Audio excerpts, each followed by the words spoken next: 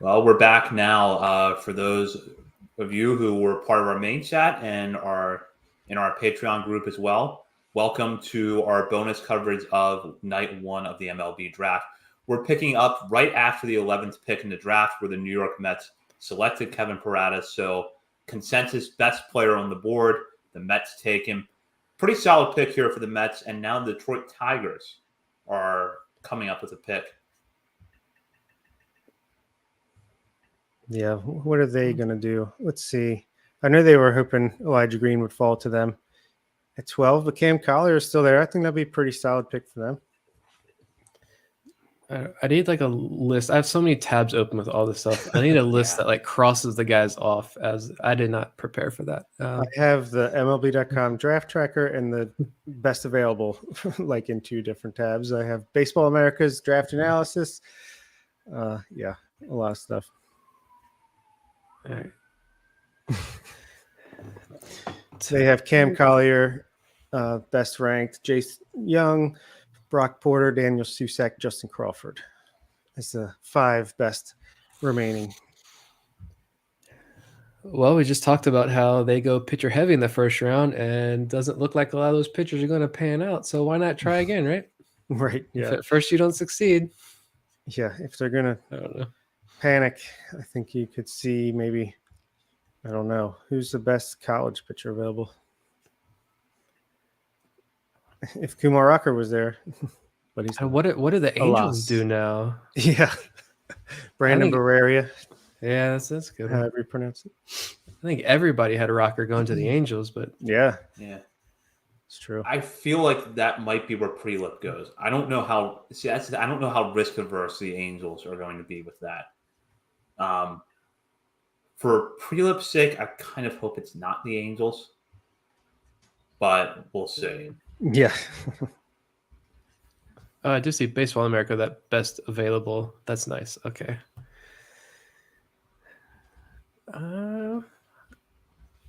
Tigers. What do you go, Jace Young to replace the bust Spencer Torkelson?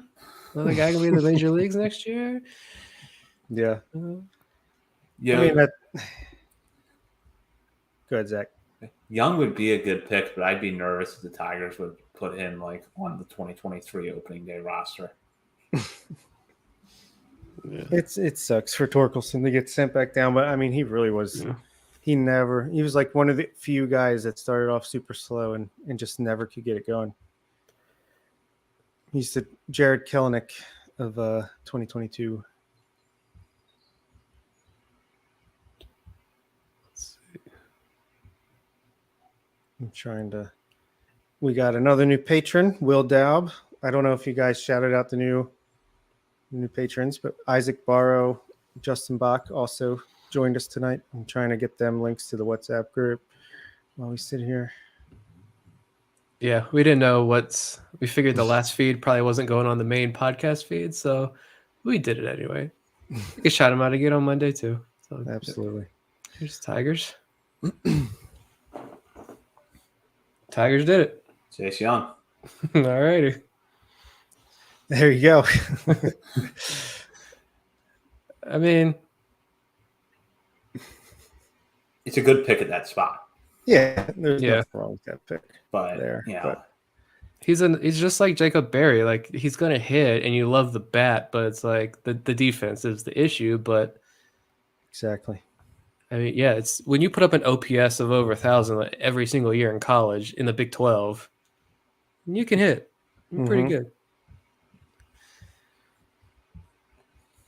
So the Angels coming up here, what do you guys think? Because it feels like the pitching options, like we were just talking about, are off the board here. You know, Cade Horton might have been interesting. He went a while ago to the Cubs. Kumar Rocker is off the board.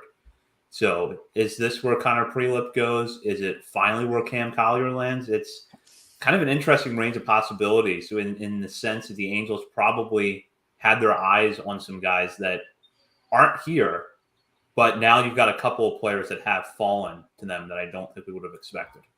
Well, they haven't taken a position prospect since 2020. So that's interesting. I don't know where they would go. Now, I'm looking at the Mets. That's what I'm looking at next because you got Brock Porter, Dylan Lesko there. I feel like they could go high school. Yeah. Or Justin Crawford. But Justin I feel Crawford, like, I think, yeah. I feel like they go high school. So Angels, I don't know. Angels, man.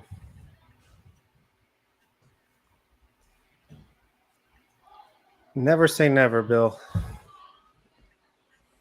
This is the MLB draft we're talking about. Honestly, and the thing that, there's a lot of players that you might say he's too good to fall this far. Well, they're also negotiating, and the Orioles could have promised them more money than any other team that would take them earlier could promise them. So I think there's definitely a chance that anyone at this point could fall all the way to 33. Can we talk about Nathan Ruiz's tweet? I guess Jackson Holliday is on a Zoom call now with reporters, and Nathan Ruiz just said that Jackson needed help from his mom to get the Zoom off and running, but here he is. And in Nathan's photo, Jackson Holliday looks like he's 11. He looks like I'm a telling legit you, man. child. When I saw the celebration, I was like, oh, who's this kid with the guy that we drafted? Oh, wait, that's Matt Holliday. Who did we draft? Oh, man. Hey, we're going to mold him into a man in the Orioles organization.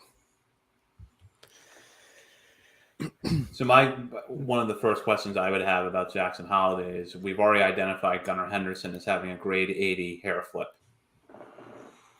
Does Jackson Holliday have that? That'd be a hell of a left side of the infield. Hair alone. I mean, Gunnar at third, Jackson is short. I mean, the hair, I feel like, is a factor with the Orioles. Is it not at this point? Like, although did DL Hall shave his head? Or did he get a haircut? I don't know. I saw... Whatever he's doing, don't change a thing at this point because he's rocking and rolling. A monster. If he really was tipping his pitches... Was Garrett Stallings doing the same thing? Because, good Lord, Garrett Stallings as well. Yeah, what the hell? He's like tale of 2 months for Garrett Stallings. Goodness gracious. Okay, good pick by the Angels there. Who did they take? Jacking that up. I'm a little behind. Oh yeah, I do like that. That is a good pick. Yeah. Shout out to Vivek. He got me on Zach Neto real early, and that is a baller. Yeah.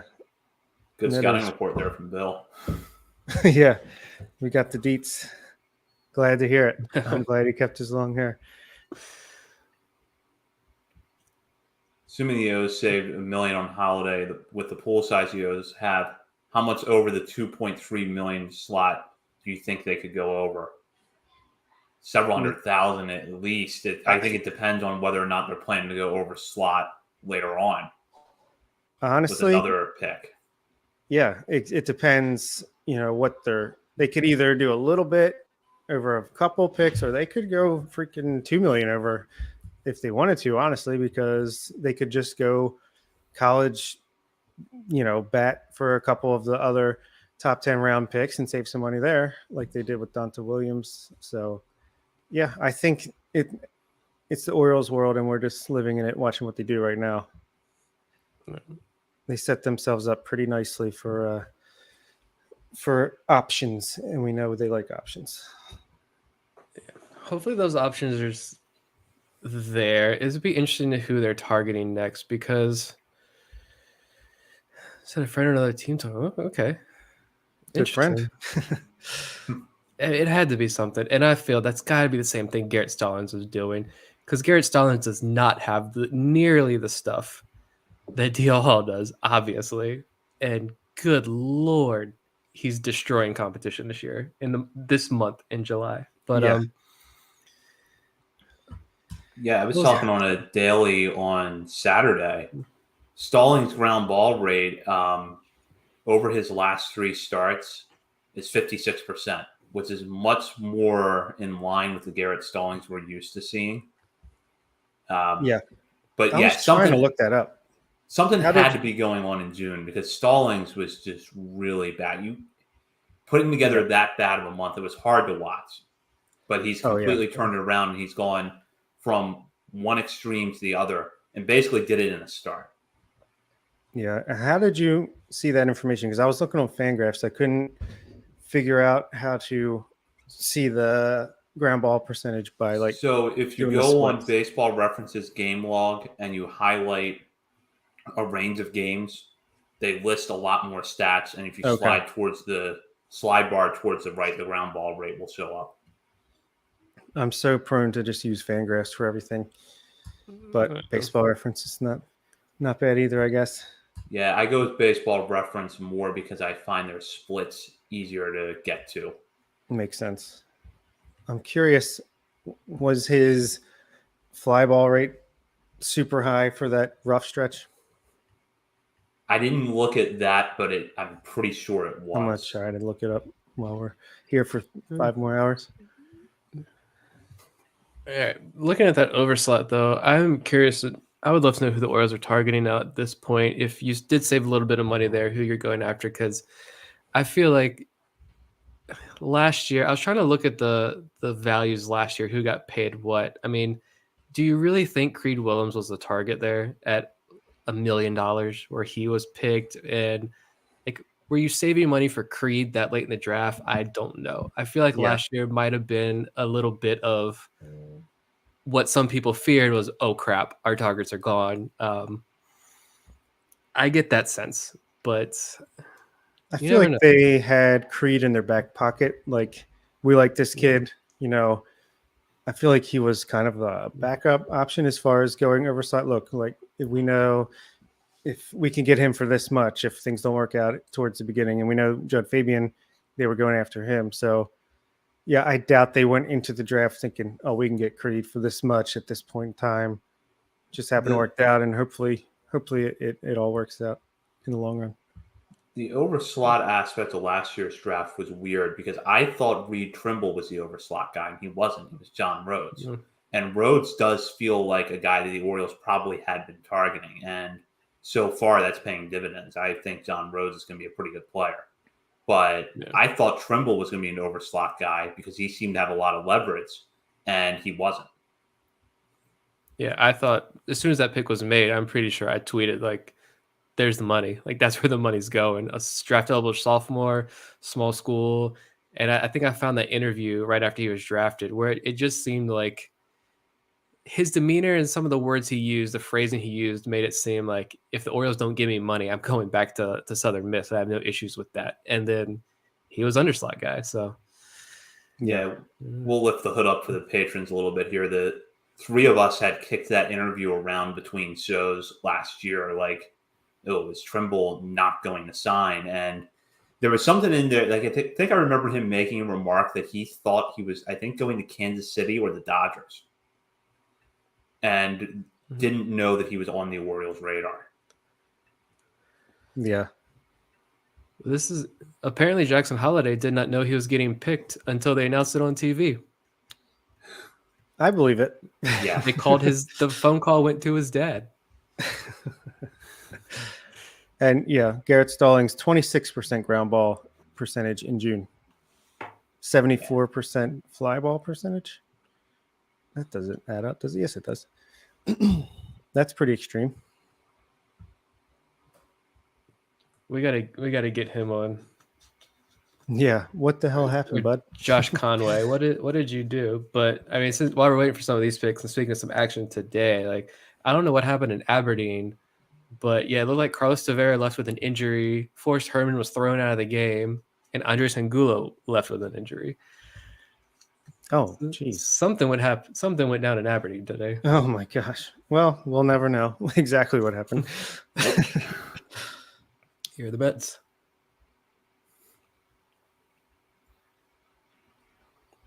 There's your risky pick for the Mets. All right. Let's see. Who is it? My internet is behind. Jet Williams. Oh yeah, that's a good one. All right, so Collier's got to be on the Padres, right? There's no way AJ Preller passes him up.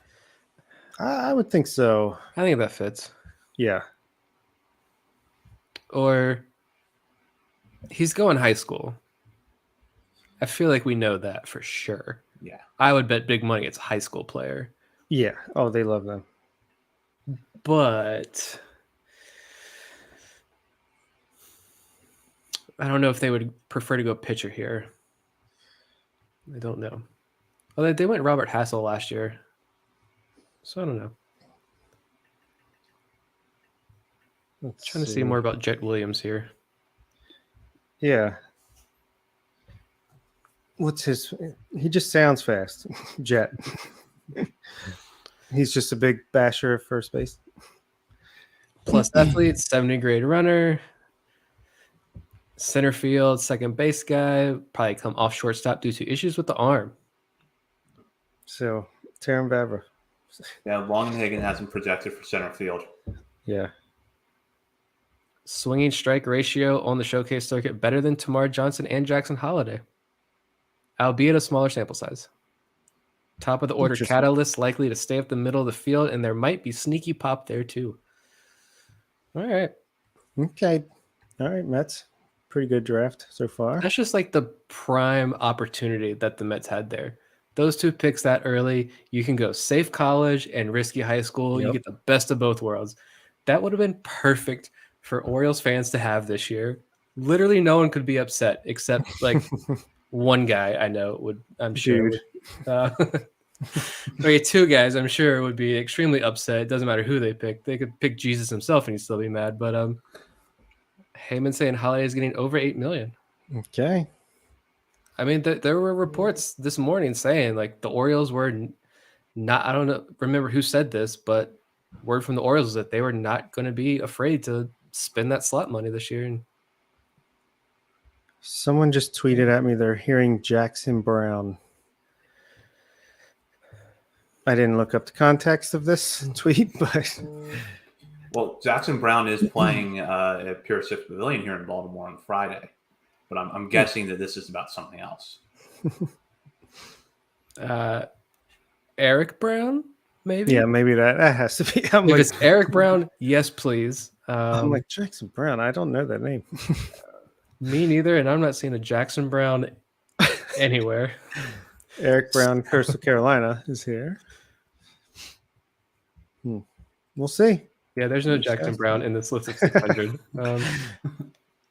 But yeah, if you haven't seen Eric Brown from Coastal Carolina swing, look it up right now. And it's funky, it's weird, and I don't know how he hits a baseball, but I absolutely love it.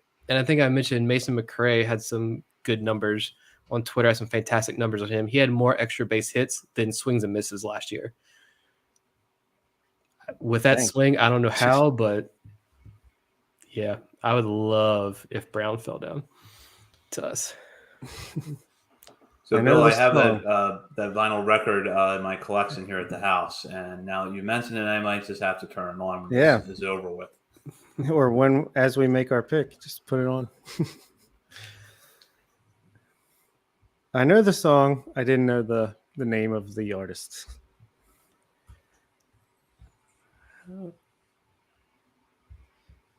Now, is Eric Brown slot value over? Under? I would imagine he's slot, right? Coastal Carolina MLB pipeline has him 63rd overall. Could be under slot. And then who knows? I don't know.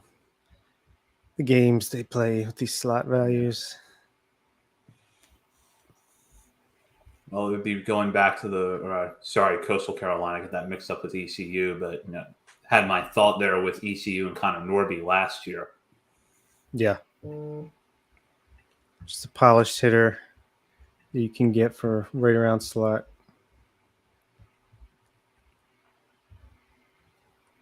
I feel like some of these picks, they happen pretty quickly, and then some have built-in commercial breaks. Yeah, and the Orioles had all of the built-in commercial breaks, but I would be really annoyed if I'm a Padres fan sitting around right now and the pick is in and I'm watching an ad about, I don't even understand, it's some Samsung product. Yeah.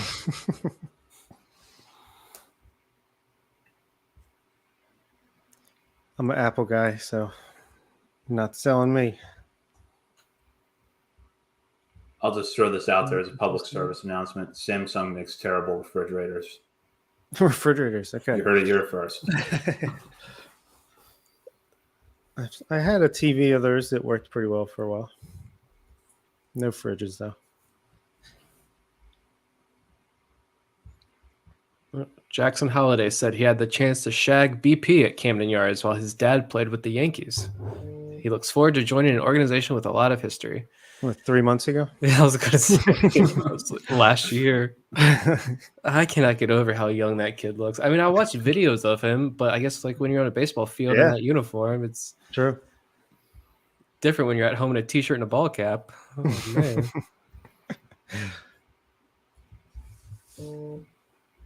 I think that quote from Elias, one of that quotes there from him, that kind of summed this up perfectly, though. It's like choosing a meal at a 5-star restaurant. I feel like that was the case here. Like, you couldn't really, at the end of the day, get mad whoever it was.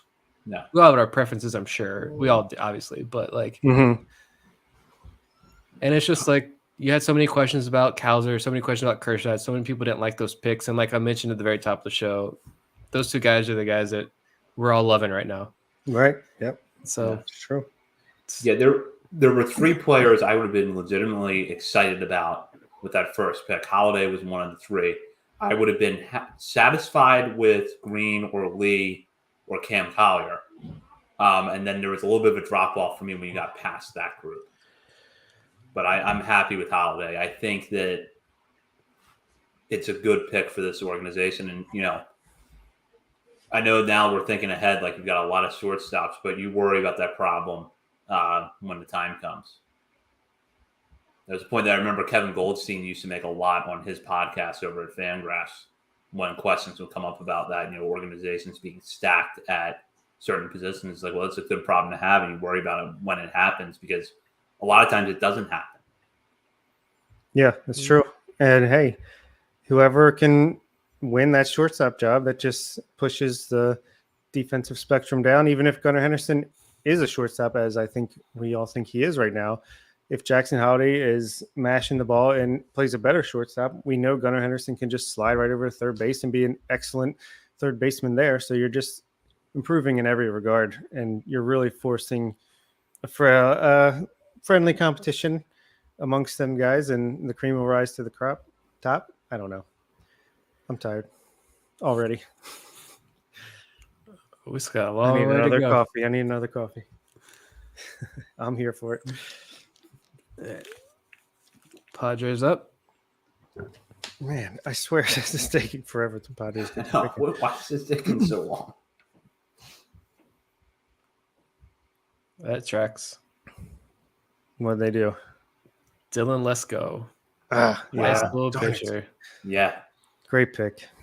It is. We knew they were going high school. Whoever took him, it was going to be a great pick. The younger, the better. That's AJ Preller saying. Yep. Don't anybody cut that out, and that's going to get me in trouble. Oh, God. This is what stays in the Patron exclusive podcast. Yeah, darn it. Now what's my dream pick? Has the talent, it just seems like all of these kids are from Georgia this year. I mean, has that always been the case here? Is this a new development, or? It's a hotbed right now. Yeah, I mean, Atlanta Metro especially, it has like so much talent in it. And, you know, I know that Georgia is a good state for baseball for a lot of reasons, but yeah, it feels like it's going almost now into that, like, when you look at where the top talent's coming from, you got to put Georgia in the same conversation as California, Florida, and Texas. Yeah. I will give live commentary that I've officially slid Jackson Holiday to number 3 on my top 100, which knocks Andrew Daschbach off from number 100 to just outside of it.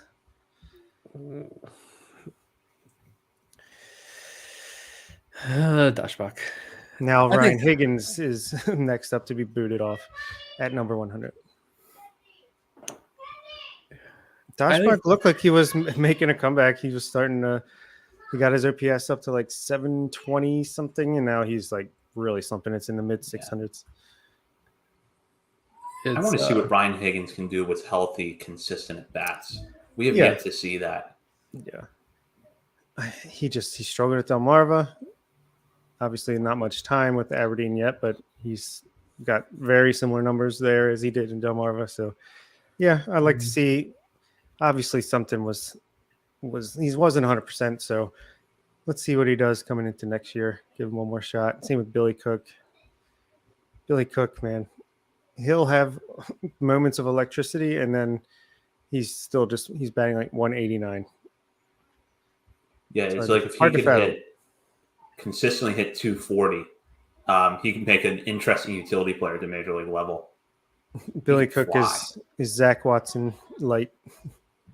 I think it's valid. Here's I'm just scrolling through trying to find all the stuff that I can, but a tweet from Tyler Kepner, a baseball columnist from the New York Times. All right.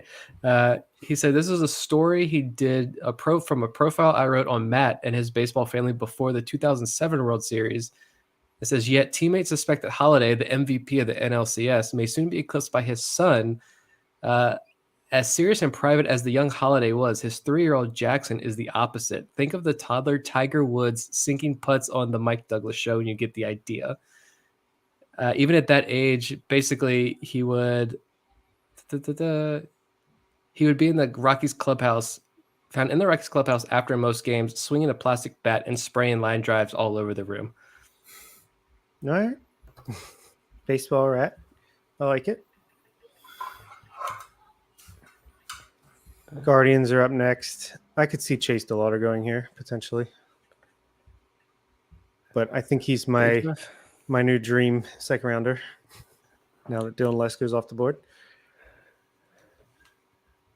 I know. I think I mentioned on the show, like I have that weird connection where my dentist goes to the church that my wife and I used to go to, and his niece is dating Chase DeLauder. So I know the draft party's here in Harrisonburg tonight, and I wanted to crash it. Oh yeah. Called it. Who is it? It's DeLauder. Oh, there you go. Indies.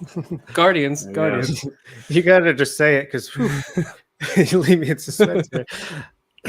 I must be like 30 seconds behind. I thought my feed's behind. When the Guardians take a player like that, doesn't this feel like the rich getting richer? Yeah. It's like he'll be in the big leagues in 2 or 3 years, and he'll be good, and he'll get 3 or 4 There you go, Nick. Go him crash it. and trade him. Yeah. Oh, that's cool. Just watching the live reaction cam here.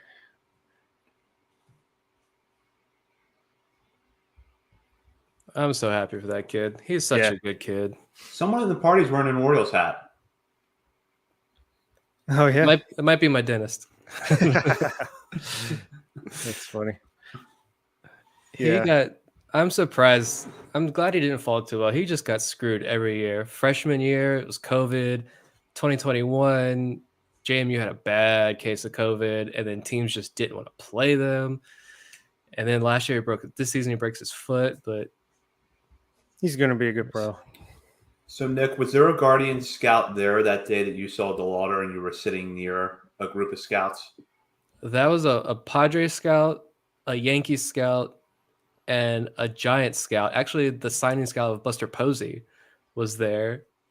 And that was really cool to listen to him talk. And apparently Buster called him. All those years later, Buster Posey called him before. He was like, hey, I want to just let you know I'm going to be retiring.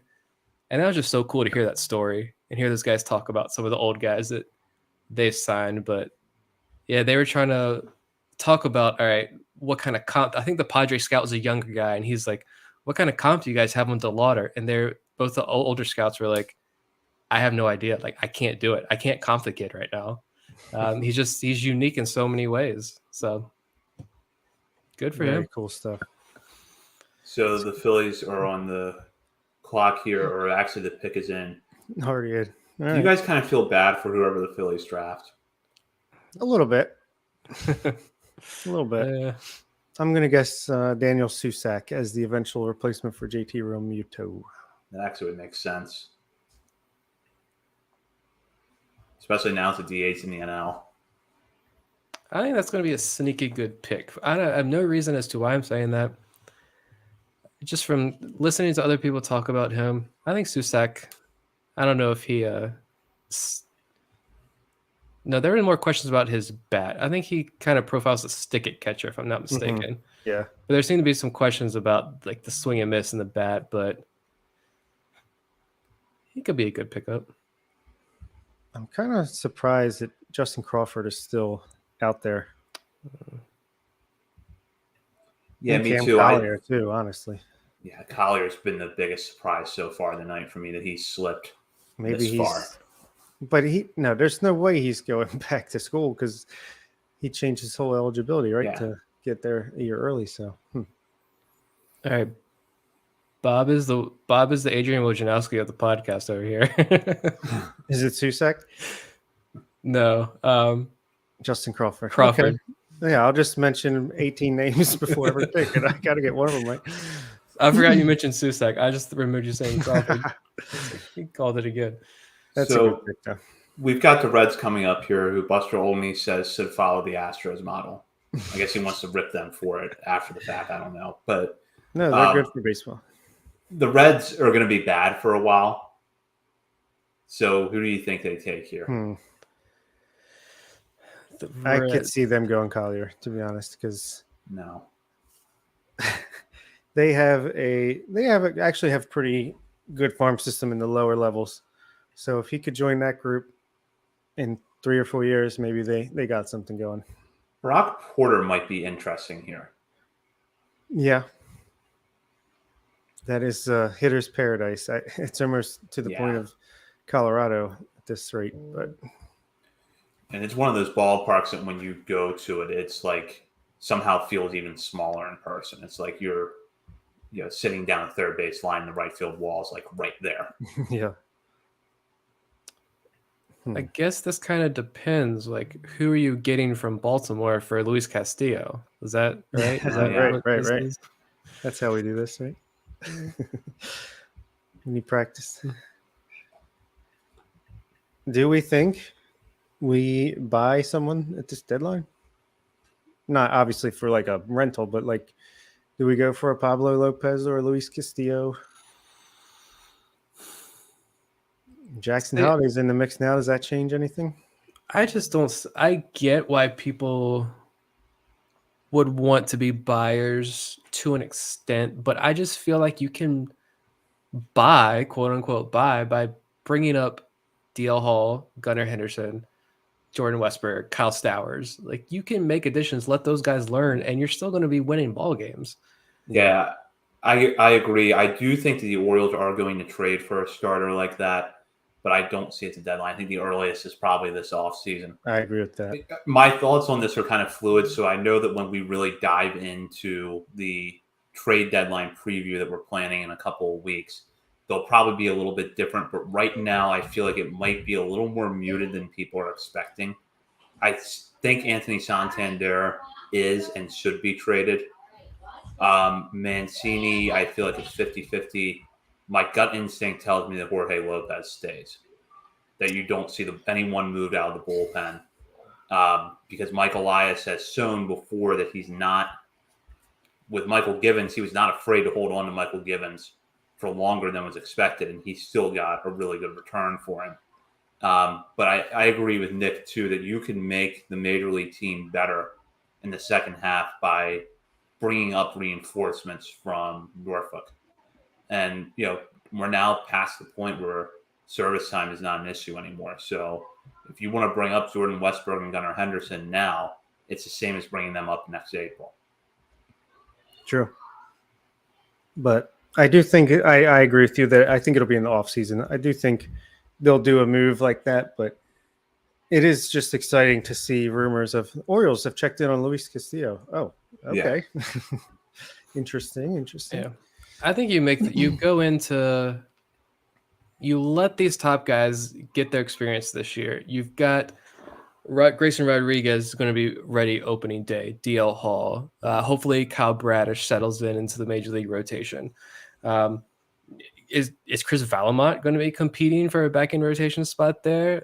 If great. Bruce Zimmerman doesn't cut it, and then John Means will be back.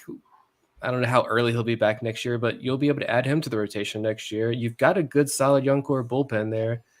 Like, I just think bring up the guys this year and this offseason, sure. pull the trade, bring in the starter, start trading some of these prospects, sell high on some of these guys. Yep. I just don't see it right now. Maybe if you want to bring in a younger arm, or maybe a guy who's real close to the major leagues. Okay. Swap some prospects for prospects, maybe. I don't know, but I just think it just makes a lot more sense to go big this offseason. Yeah, I agree. What did you think of the deal Connor and was it RM Layton came up with for Pablo Lopez and an international prospect for Anthony Santander and Kyle Stowers? It's probably fair. I just don't know. How long is Lopez under control for? I believe 2 more years beyond this year, I believe. Yeah, so I think it's going to be 23 and 24. Yeah. So it's a little more controlled than Castillo. I think Castillo's only next year. So it's probably fair. I said It's tough. I would try to put Haskin in there instead of Stowers. Maybe you have to also throw in someone else as well, but I don't know. Stowers is just right there, and I just want to see him bashing home runs into Utah Street. But I know that's kind of how I feel, because I if I were the Marlins, that would be my asking price at the very least, and I might look at another prospect rather than Santander. Yeah. But if I'm the Orioles, I just don't feel like it makes sense to move both of them, especially when Stowers feels like he's the kind of player that's built to hit 30, 35 home runs a season at Camden Yards. I'm of the opinion that Kyle Stowers has a higher ceiling than Anthony Santander, and I would not be shocked if Kyle Stowers ends up having a better career than Anthony Santander at all. I think he's surprised if he didn't. Yeah, he runs better. He's a better defender.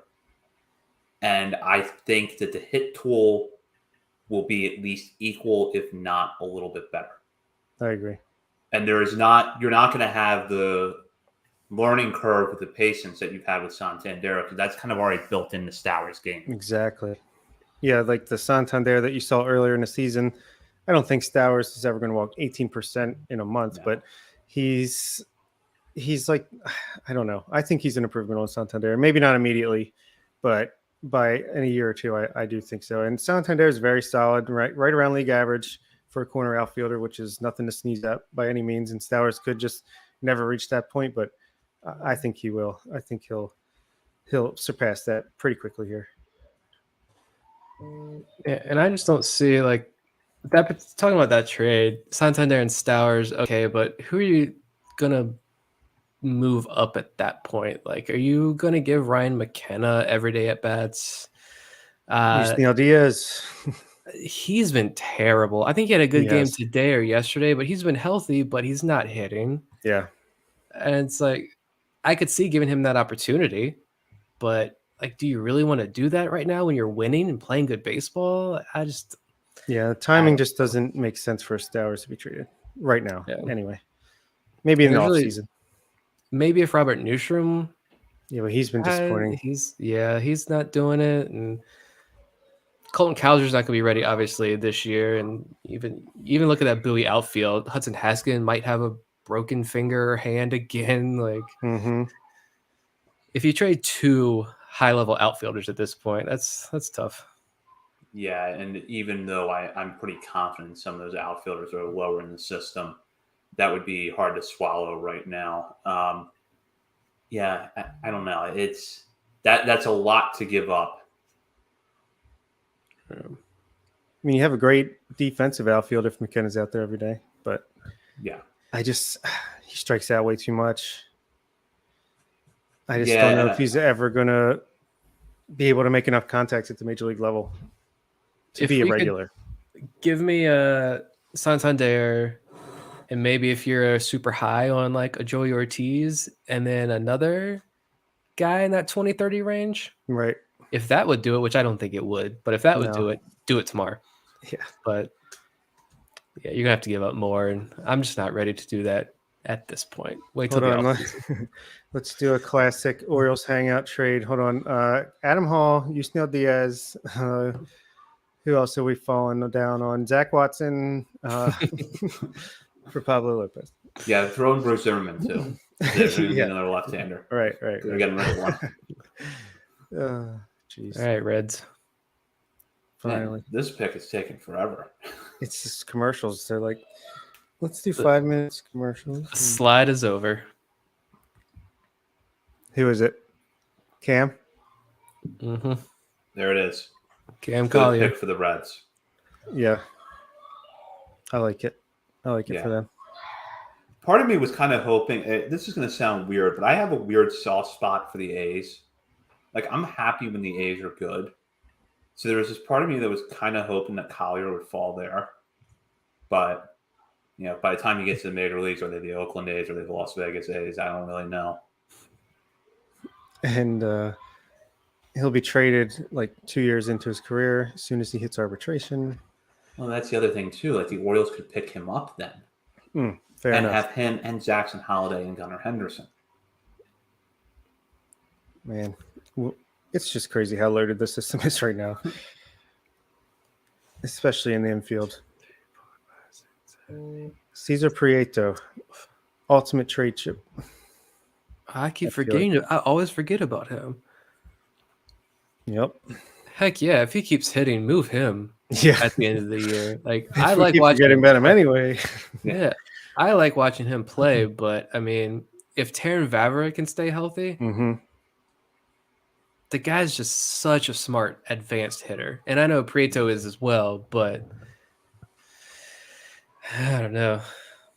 If Vavra can play the outfield, you like that as well. Prieto, I don't think he can, although he's playing a good third base. But yeah, Prieto could be a good arm at the major league level. Yeah, he's kind of a tweener. I mean, even if you do use him as a trade chip to get a Pablo Lopez or whoever can cost control pitcher as part of a deal like that, then it's still a steal on an international signing to be able to do that and then flip him into something legitimate. Yeah, I completely agree with that. All right, one thing I am interested, going back to the Orioles real quick and this draft, when do they take a right-handed hitter? Do they take a right-handed hitter? Never again. If you're right-handed, forget it. Carlos Correa, sorry, you missed your shot. You should have done it before we announced the wall. Trade in Mountcastle. Wall ruined everything. Disaster Austin Hayes and Ryan Mountcastle ruined everything. Yep. I was watching the Peacock broadcast when the Orioles and Angels were playing, and they spent like 5 minutes on the wall. God. If it would have been Camden Yards opening year and it looked like this, no one would have went, oh, that's a pretty cool detail. Yeah, look at that. A little, and I will say my seats are in left field, section 79. My view is actually better now that the wall got moved back. Oh yeah, you can. Yeah, I can see that. I can imagine that. Yeah, fresh concrete, grass looks nice. Like definitely looking better back there. A's pick is in. I've got to make a prediction here, so I'll go. I don't even know. I'll go Susak. I think that he's a good fit for them. Yeah, I could see that. It's I think a team like that pick up a college bat at this point in the draft, and potential starting catcher in a couple of years. Cole Young is my guess. How awkward do you? I'm looking at MLB Network now, and I'm sure I'm behind. But how awkward do you think it is to be the head coach of a college where a top prospect committed to, and now he's not coming, and you have to give an interview?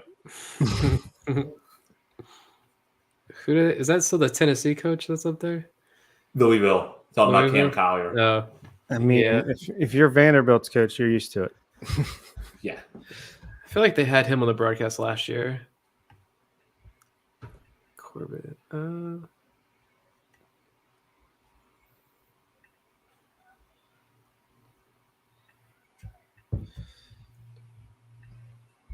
If the pick is in, let us know.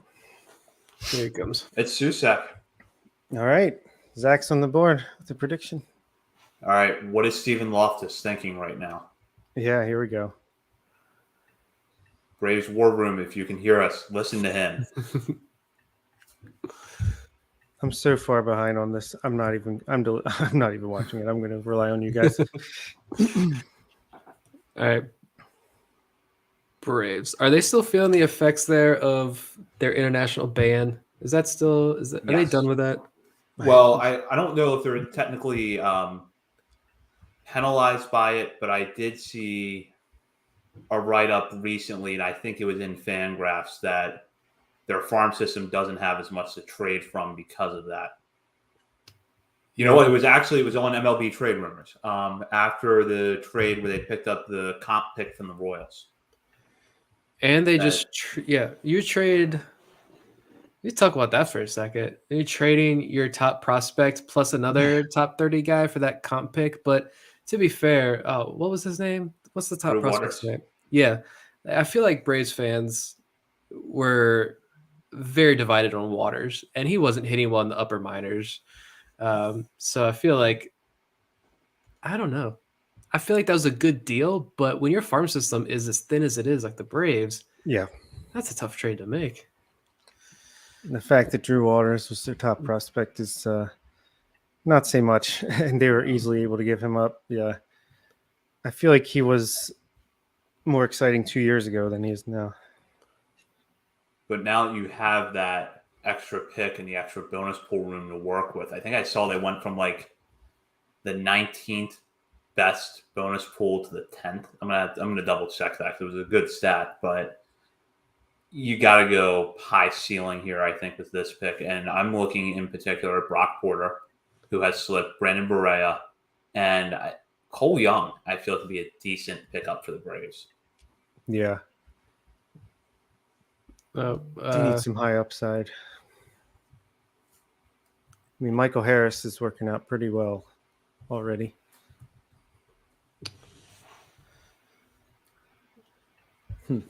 Looks like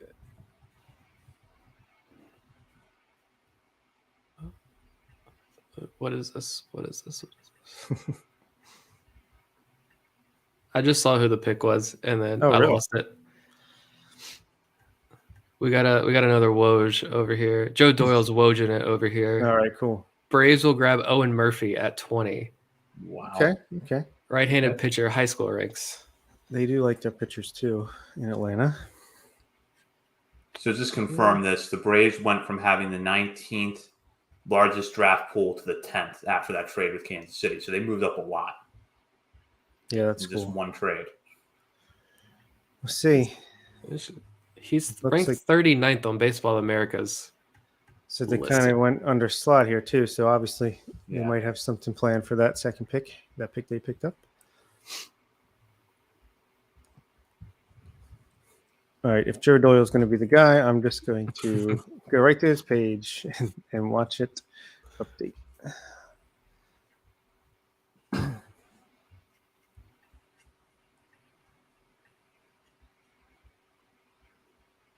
Oh, this is interesting. Eric Longenhagen's chat over at Fangraphs. Someone says, any noise on Peyton Graham? And Longenhagen responds, actually was told today his makeup is terrible and I have him too high. Love the tools. Hope he matures if it's true. Well, rule him out for the Orioles, I would say. They're all about the makeup.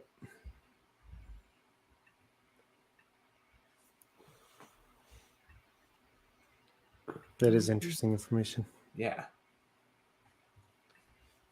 That's the stuff we don't know. You can see the rankings, the stats, the makeup is more important than I think some people think.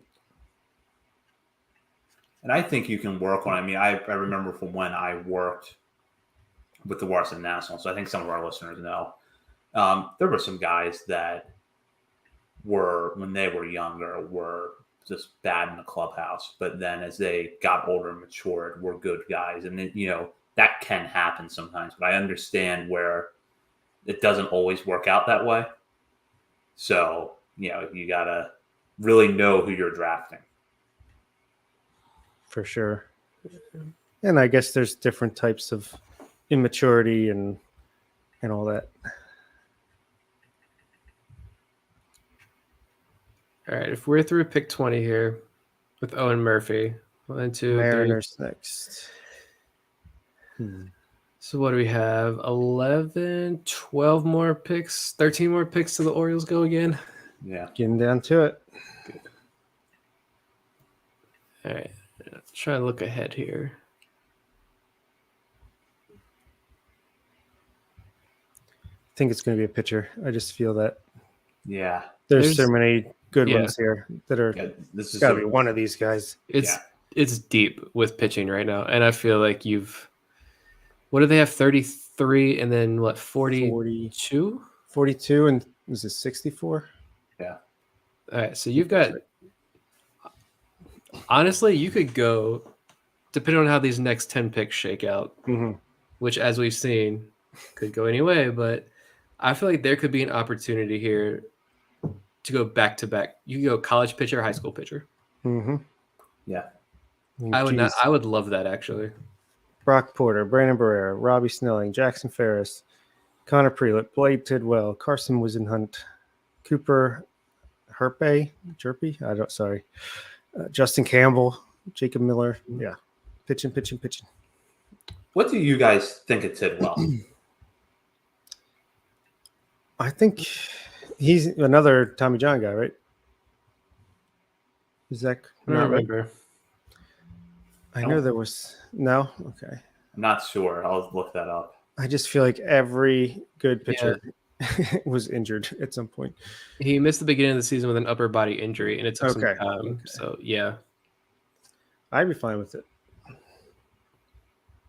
See, it says Tidwell hit 99 this year, threw his four-seam on average 95.6 miles an hour, 8th hardest fastball in college. It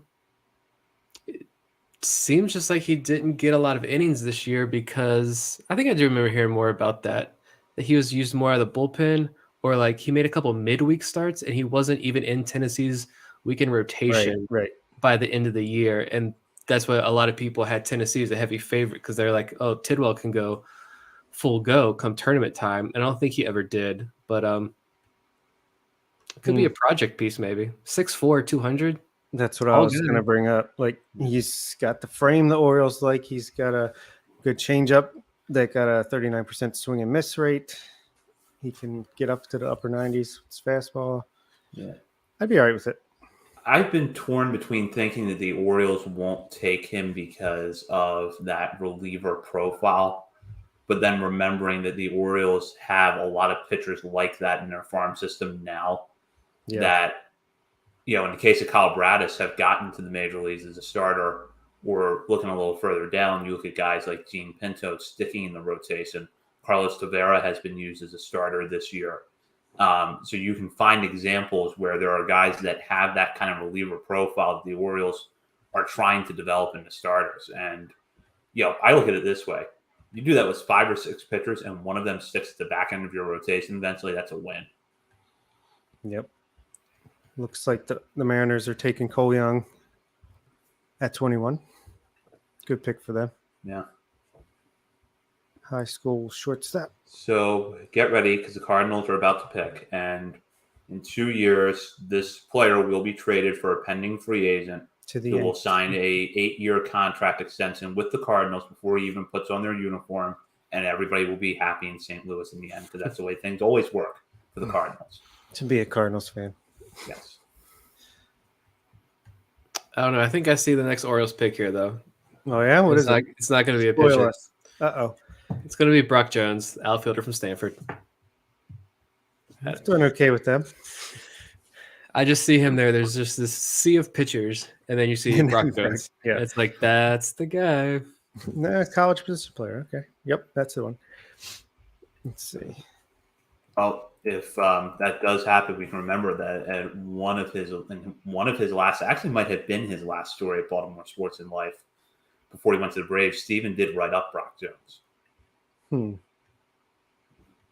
So, BaltimoreSportsAndLife.com, we were on that back in February. Got it. I heard Robbie Snelling is connected to the Rays. high school pitcher.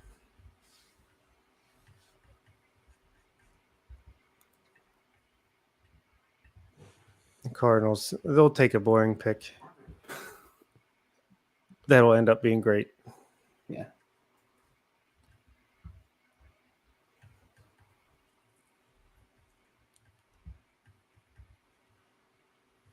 Brock Porter, Brandon Barrera, hanging out. Yeah. Okay, that's So I'm already looking ahead 2 picks. What does Toronto do?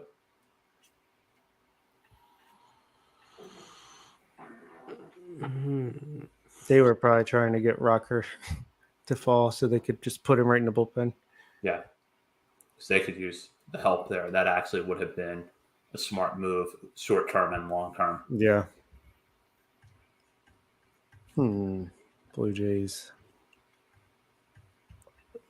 trying to see where he's not going to be a first rounder. Who's the pitcher from Tennessee that throws 105 miles an hour? Is that Joyce? Yeah. Yeah. Ben Joyce. That's a reach. Yeah. I'm not seeing him on here, but I haven't checked in on this season. Is Gunnar Hoagland? Is he back on the mounds yet? I don't believe so. I do like him though. Yeah, that felt like a steal for the Blue Jays last year when he fell. Yeah. I mean, he fell because of injury, but that was a likely top 10 pick before he got hurt. Oh, for sure. Yeah. he hasn't pitched this year.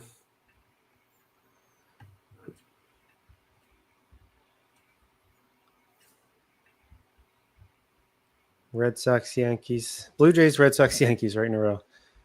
That's fun.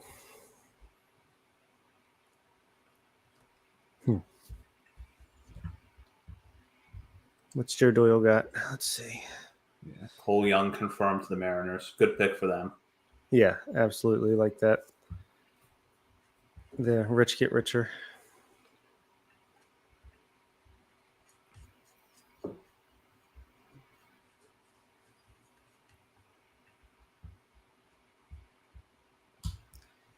I wonder what is going to happen with Kelenic, though, with that outfield. It's pretty crowded. Yeah. He keeps performing in AAA, but not at the majors. I mean, maybe he's a guy that you can throw into a trade because the team will take a chance at a change of scenery. Does him good. Maybe the Mariners probably, and it's easy to say this in hindsight, but I think the Mariners did rush him last year, and he hasn't quite gotten back on track from that. It's like he and Joe Adell, for me, are almost kind of in the same camp where it's like he can hit at AAA. There's clearly talent there, but when is the switch finally going to flip and they hit at the major league level? Or is it ever going to flip? Right.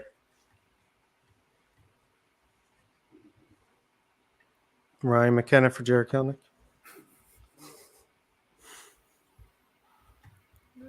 All right, I'm trying to look at some of these comments here. So we got the comment in the chat there that said, I'm guessing that means Callus, just said Brock Porter could fall to the 30s. And then you got Corey here in the Patreon chat saying, Eric, I'm assuming he means Longenhagen and not Garfield. I don't know. But just said Barreria's softest landing spot is Baltimore, for what it's worth. I'll take him. So we're talking pitch. There's chatter, pitchers in the Orioles. High school pitchers. And Longenhagen did say that in the chat, so he was referring to Eric Longenhagen. And also some Orioles content here. Someone asked him, which team is the most tight-lipped when it comes to leaking info? And Eric says, Baltimore. And we know that to be true. Yeah, and he also adds that Connor Herpty is going to be the pick for the Cardinals. Okay. I don't know if I'm pronouncing that correctly. But yeah, that's a tough one. But yeah, that makes sense to me. Pitcher they can work with. Where's is Vivek in here? Is Vivek in the chat? He's on a plane, isn't he? Yeah. Is he still flying? On Alaska Airlines, give him Wi-Fi. When he lands, just tell him to call in.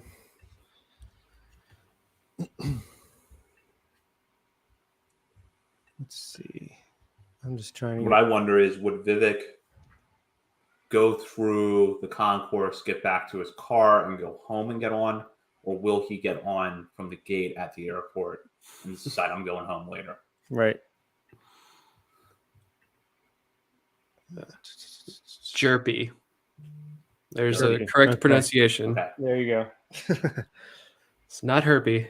Jerpy. Oh, it'll be a good fantasy team name. Let's see.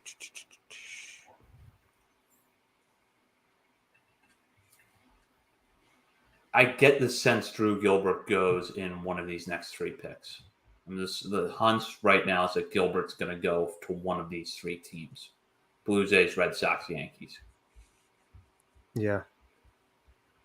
That sounds about right. Well, the Yankees need someone when Aaron Judge isn't there next year.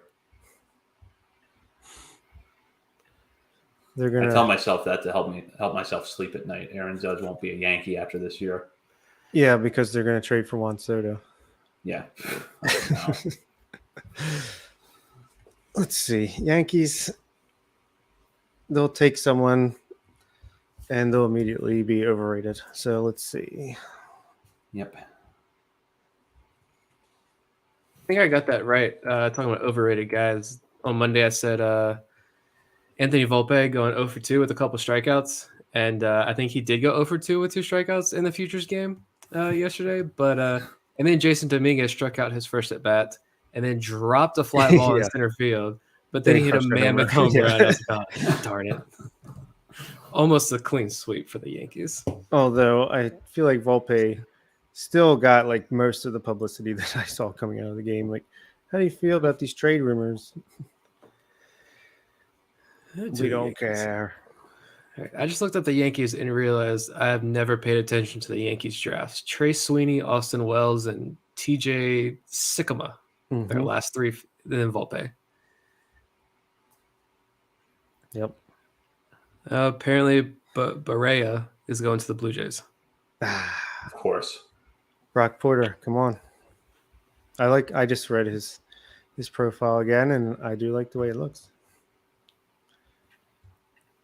Again, 6'4", big durable guy. Throws mid upper 90s. All right, who's this Robbie? What about Robbie Snelling? Who is this? I think he's going to the Rays, but lefty high schooler. He can touch 97. 6'3". Good curveball. Yeah, rich get richer. Yep.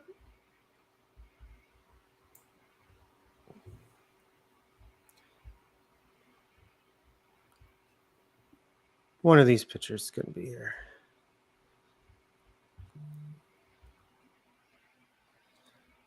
Some Garrett Crochet conversation with Robbie Snelling, according to this report. Really? All right. Hope he stays healthy.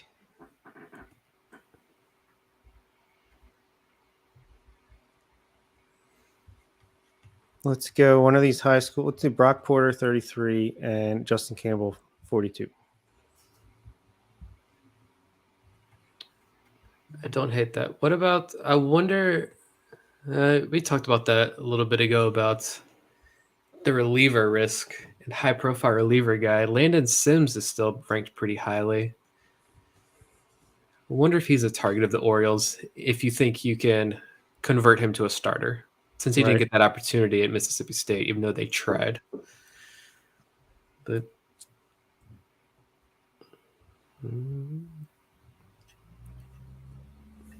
Red Sox. Man, there was no pitching at the top of the draft, but there sure is a hell of a lot of depth. Yep. Once you get past the first round or so. And you should have Connor Prelip and Peyton Pallette as well. 2 college arms. Yep. I'm hoping that Prelip. If Prelip falls, I'd like him. I think Red Sox go Judd Fabian here. Well, we don't. So as I understand it, when a player is picked by a team and doesn't sign, he can say to MLB, "I don't want that team to draft me again." And we never did get confirmation one way or the other on whether or not Fabian had done that with the Red Sox. I know Rocker had with the Mets. Yeah. Not a shock.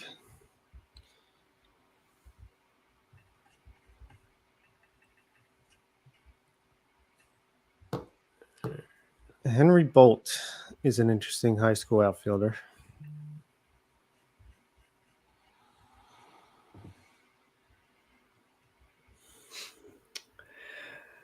I just don't know if I couldn't see them going high school outfielder if Gilbert and Jones are there.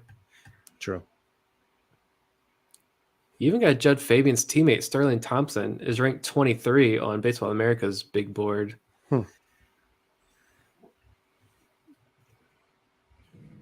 Jordan Beck, Dylan Beavers.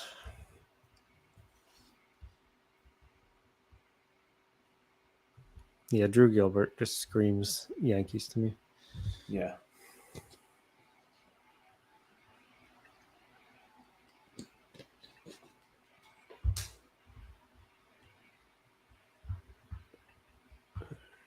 So I'm seeing Bill's comment here about John Means and the timeline. We're probably far out from knowing that, but it reminds me of something else with John Means. Have you watched any of the games where Means has come into the booth for like an inning or two?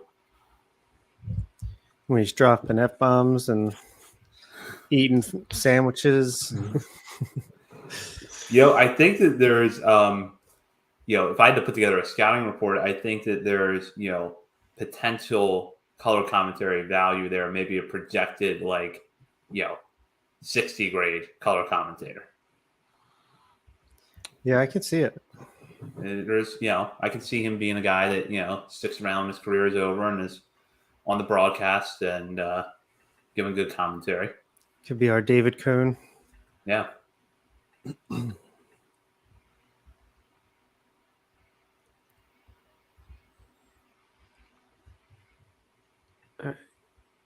Do we get a Toronto pick yet?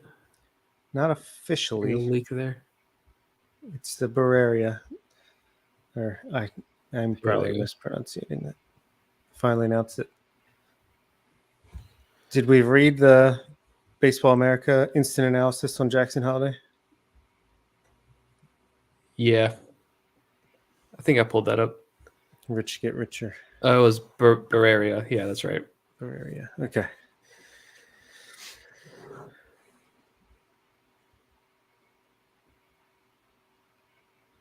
I mean, it is Toronto, and being completely serious, that Barreia could be traded a year from now. Totally They're fair. aggressive with that. We'll see where they are. It's obviously kind of been an interesting season for them. Charlie Montoyo getting fired was not something I saw coming. Absolutely not. That was weird. Yeah. So while we have a few minutes, Austin Martin. So far, it has not looked good. And I've said on our show last week that if I could go back in time and redo our 2020 picks, knowing what I know now about the Orioles, I would not have believed for a second that they were going to draft Austin Martin. But I would not have ever expected that Austin Martin would not be able to hit his way out of Double-A. I mean, maybe I wonder, was Toronto too aggressive with him on the front end last year, and that's why he's struggling, or were there just more flaws with the hit tool than what anybody realized? When a team trades someone like that quickly, I think they know something. Like they were not loving him in his swing there. So I definitely didn't think he was going to be this bad, but it's not good. It's really not good. And all the people that were Orioles fans that were so up in arms that we didn't take him. So pissed, like Slide Master on Baltimore Sports and Life. It's so funny. You never know. It's a crapshoot, first of all. And also we don't have the information that they have to go off of. So who are we to say? We're just looking at reports and saying what we think. Take it with a grain of salt. Yeah, that's what I was going to say. This one makes this so difficult. Like, really, all we can do is, luckily, we get some of these more reports and writings online that people, like, I can't remember the kid's name. I have this thing up here. If any of you guys saw it, Tyrion Alexander, I think that's his name, who wrote this, like, billion-word report. I did look at a lot of that. Yeah, it's pretty good. Yeah, it's like, all right, some of these guys get more access to that data and they put out what information they can, which is good. But like the actual things you need to evaluate these guys, we don't have access to. Mm-hmm. And so it's like, and we don't watch college baseball. We don't watch high school baseball for sure. Nobody does. Very few people do. So it's like, I just don't get how you can have such immediate visceral reactions to so many of these picks in baseball. It's like, with all of them, like, yeah, we got our preferences, but whoever it is, just dream on who they could become. I mean, Yeah, I mean, the money is the biggest part of all of this, with the way that this is all slotted and how they play this game up here now. And it's like, yep, it's not like football where we're all watching college football every Saturday and you get an idea and right. you can step in day one and change it. Well, basketball for sure, you can step in day one and change a franchise, but yeah. What? We didn't take this guy I hadn't heard of 2 months ago? God damn it. But that's what makes all this fun. This is what I love. I actually love this more. Like, Yeah. all right, be the first to admit 99% of these guys we draft, I've probably never heard of. I never watched before. But the fun part is getting to know, like, just researching as soon as they make that pick, reading as much as we can, and then when we finally see them on the field, see what they got. Yep. I don't know if he's going to be doing this year because there's more to talk about at the major league level, but we should mention friend of the show, Connor Newcomb, does excellent post-draft coverage. Looking forward Locked to that. On Orioles. Yeah, Connor's probably going to be back on our show soon, and maybe we'll have a chance to talk about that then. He said he was going to try, but the Orioles are winning right now, so it might be difficult. Yeah. Good problem to have. I'm sure many Orioles podcasts that don't focus on the minor leagues are appreciating the winning and the bump that comes with it in traffic. Yeah. Looks like the Red Sox are going a little bit off the board again, similar to Nick York, going Mickey Romero. Huh. SoCal prep shortstop 3 years in a row. Nick York, Marcelo Mayer, and Mickey Romero.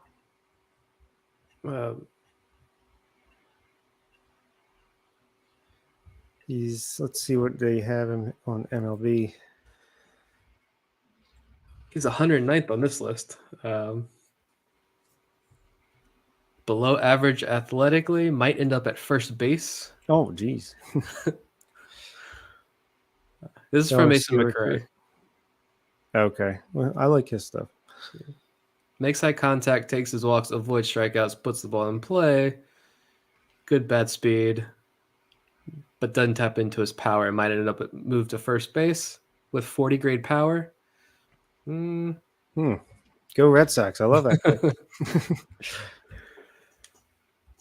But I mean, people, who was the pick last year, 2 years ago? Nick York. Nick York, yeah. I mean, people bashed that pick. Yeah, it turned out to be pretty good, at least so far. I mean, he's struggling a little bit right now, but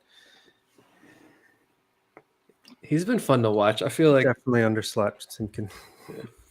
I feel like he's with Salem right now, and they're playing Orioles affiliates all the time. But I think he's hit Delmarva pretty well this year. But I feel like a lot of hitters have hit Delmarva pitching pretty well this year. So.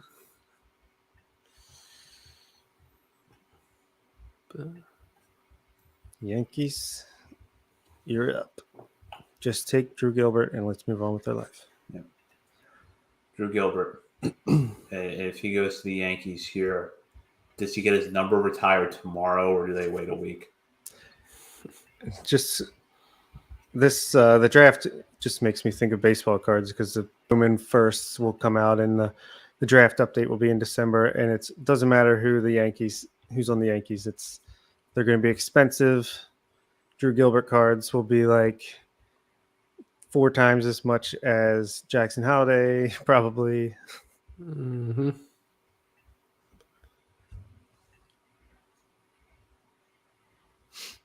So I'm looking ahead to the next few picks here.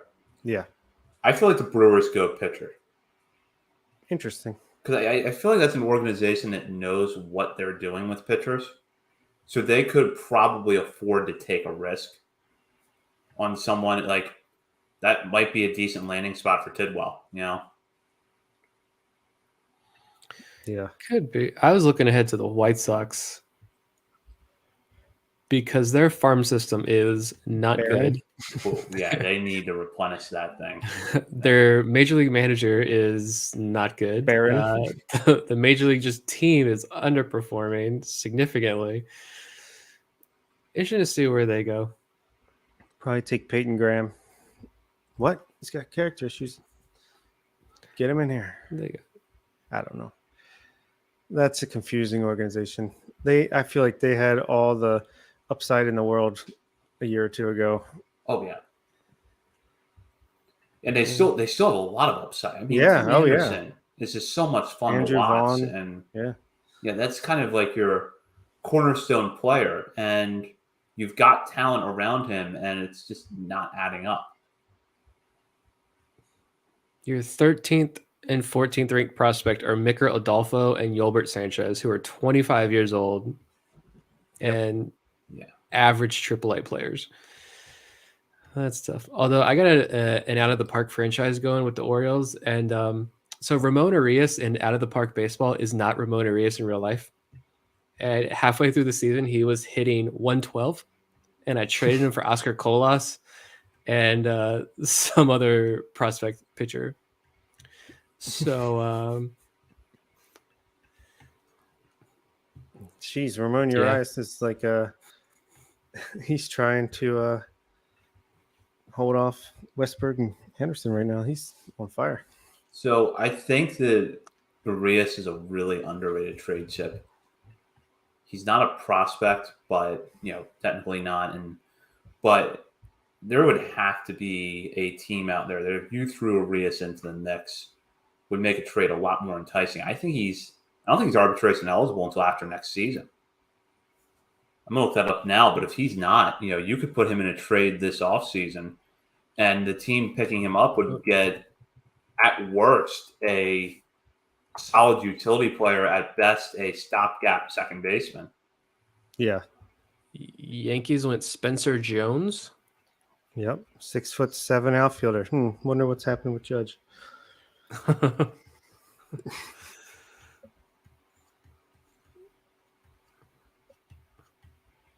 Where's Spencer Jones on this list? MLB has him at 51st out of Vandy. Oh, this list has him 13th. Might have the highest ceiling in the class, 95th percentile in career outcomes, similar to that of Aaron Judge. Interesting. Set the record for the hardest hit batted ball at 119 miles an hour this spring. Gosh, they do love their exit velocity in New York. I mean, left-handed bat, and he's left-handed for that part. Jesus. That's the Aaron Judge replacement. So it's the worst-case scenario, some version of Joey Gallo, but with more power. Sounds like it. Yeah. And I know that Gallo hasn't been great with the Yankees, but hit a home run today. Yeah. The White Sox are taking Noah Schultz, left-handed pitcher, over slot. All right. High school pitcher. 6'9". Elias was eyeing him up. All right, so you still got a lot of interesting pitchers on the board here. Brock Porter, Robbie Snelling, Jackson Ferris. So many. Yeah, there's so many that you just get the feeling. Pick of the litter. Take two of them in the next two picks. It's going to be someone in that spot. Might even be Carson Wisenhunt. I say you take one high school, one college. Yeah. You need Justin Campbell and Brock Porter. That's what I want. And then Judd Fabian in our last pick of the night. Would not be mad at that. Not at all. No, I would like Fabian at the last pick. I think that would be a great haul.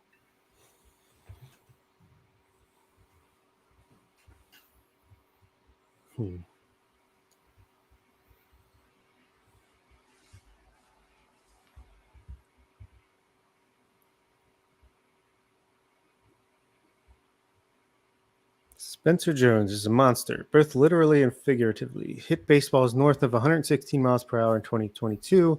He was mostly a pitcher in 2020 and 2021. He's a bit green, swings a bit flat right now. Also a plus runner and a huge arm. We'll need to cover the top of the zone. That's from Joe Doyle on Twitter. The only thing I'm concerned about here is that I can't remember where I saw this. It went a mock draft that went a little bit deeper, and they had the Orioles. Was it Prospects Live? They had Jonathan Cannon go into the Orioles later on, and I would hope I could see the Orioles going like the Brock Jones or Sterling Thompson, one of these college outfielders. Right. And then just saying, and then I don't know what the other pick, but then waiting and then ending the night with Jonathan Cannon, right-handed pitcher out of Georgia, who I actually watched his first 2 starts of the year. He's 6'6", but like every report I've read, the first thing is, the fastball got shoved this year. Hitters mashed on the fastball. And his other pitch is like an average changeup. I just hope that's not the route we go. Yeah. Hey, we can turn that average changeup into an elite pitch. So this is something we haven't talked about much this year, but have you guys noticed the stuff jump with Spencer Watkins? Oh, yeah. What is behind that? I mean, because cutter, and he added a slider. The slider's brand new this year. He's only throwing it like less than 15% of the time. It's weird. I mean, Chris Holt is a genius. Whoever told us that a year ago was correct. And the Brewers are taking Eric Brown, so that's out for the Orioles. Oh, darn it.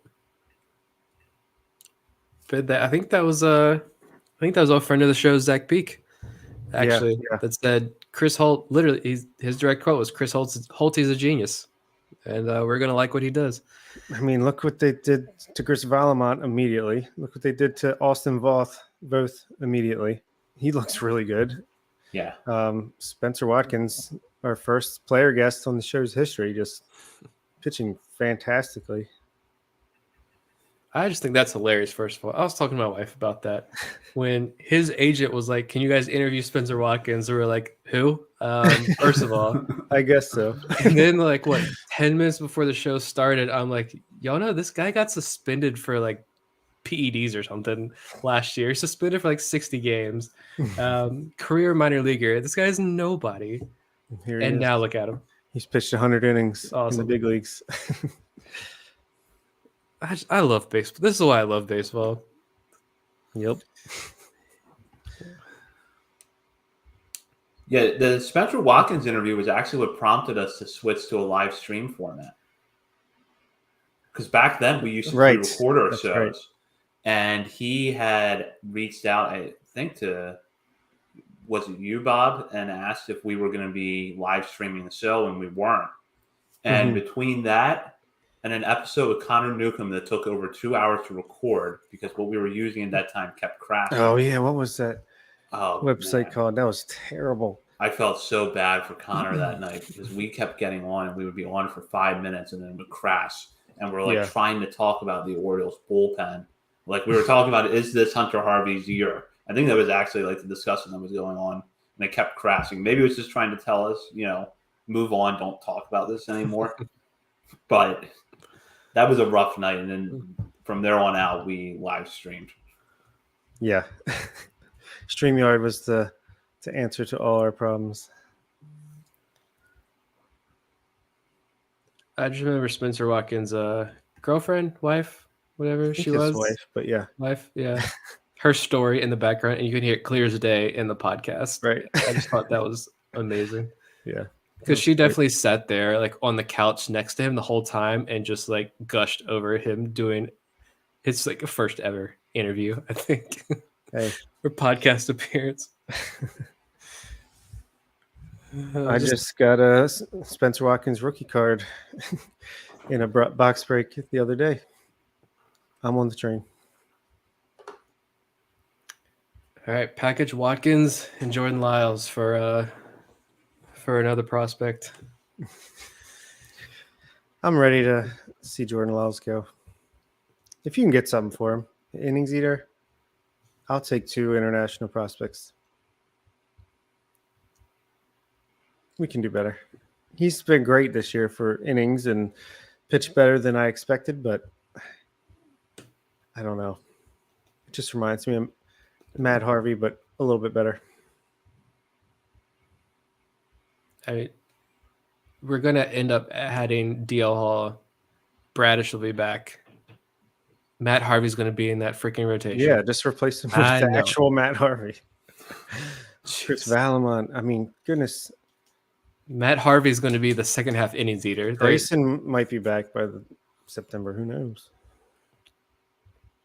That's going to be interesting to see what they do. If the health is good and everything's feeling right, do you push him and give him a couple starts or a couple innings? Not even starts, probably just innings, the major league level. Or do you just keep him back in AAA for the rest of the year? Or even Sarasota for the rest of the year? I don't know. It's going to be very interesting. I've struggled with that myself, and part of me thinks they put him in the majors because, now you look like you could be building a competitor in 2023. If you want him in the opening day rotation, you let him go out and take his lumps over the final weeks of the season. But then I also think, well, why waste bullets when you can just stash him in Sarasota or let him have a few short outings in Norfolk?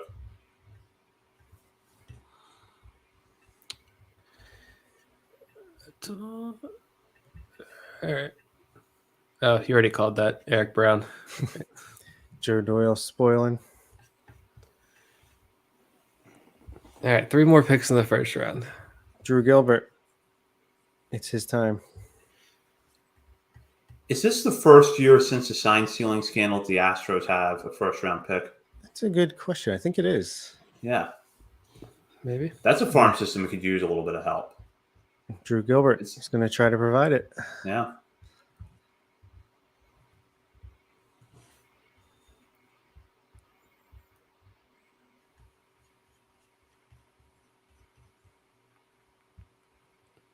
Now what happened? Why did the Dodgers not have a first round pick? Was that the Freeman signing?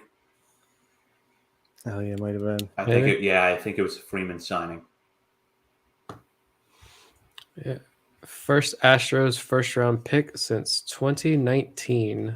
Corey Lee, catcher out of Cal. How's he doing? Couldn't tell you. Seth Beer. Didn't he get traded? Yeah, he got traded. Yeah, he's in Arizona now. Yeah.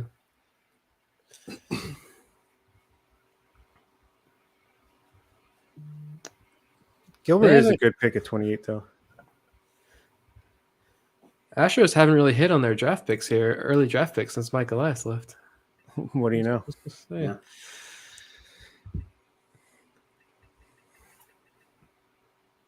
How much longer do the Astros keep it going? Because they haven't really spent in the last few years. Yeah, it's true.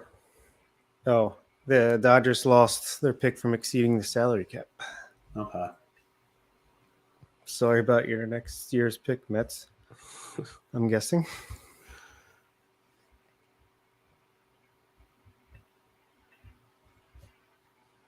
Yeah, Astros. Pena looks good at shortstop.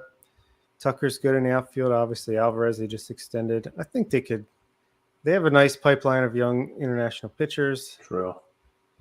The division is not exactly, the AL East, so I feel like they can remain competitive for quite a while still. Yeah, it kind of got me thinking because Fangraphs just posted their top prospects list for the Astros, and one of the things that was mentioned in the write-up from Eric Longenhagen was that the Astros have targeted older pitchers on the international free agent market, believing that they're more likely to stick in a rotation than someone who's younger and less developed, and that so far that has actually worked out for them. So I wonder if that's sort of a, hidden avenue for success that other teams are going to start copying if they haven't already. I mean, it seems like something that, depending on what happens with, international free agency or the draft in the coming years, the Orioles could pick that up.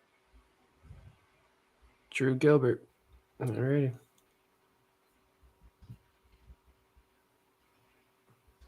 Nice touch. Some kids from Uvalde announcing the pick. Baseball and softball player.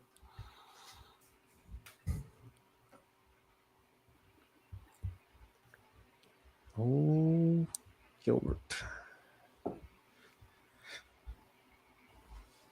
Tampa Bay, I think they'll take Snelling here.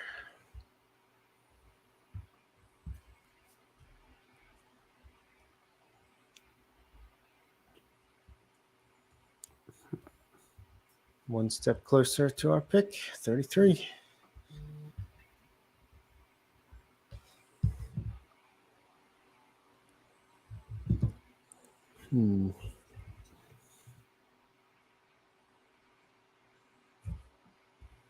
The Giants.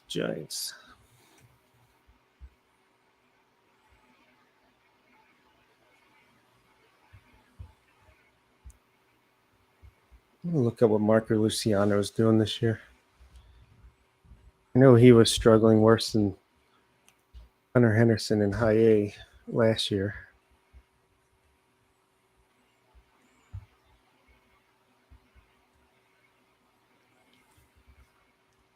He's repeated high A. He's got a 288 average with 867 OPS.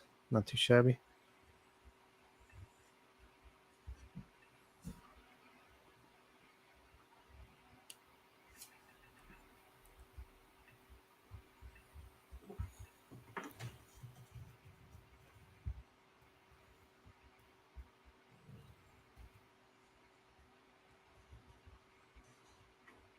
Must be a commercial.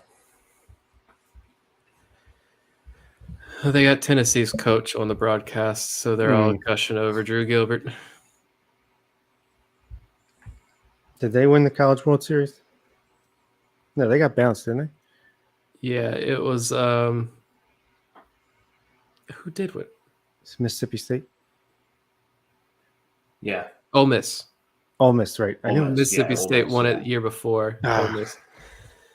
There's two people in our WhatsApp group that were rooting for them, correct? I was gonna say I watched the game. The draft is so late we don't even remember what happened in the College World Series. Drew Gilbert is a good listener. Good pick. All right. It's good to know. We can heckle him and he'll listen.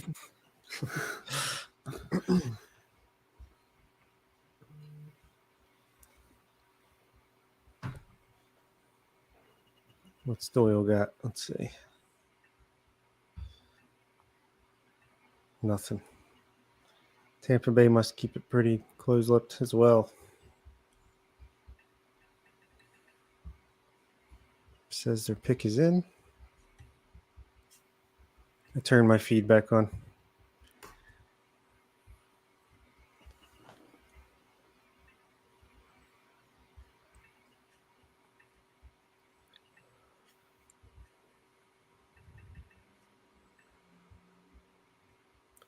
Now Harold Reynolds wants to cry after listening to Tennessee's coach talk about Drew Gilbert.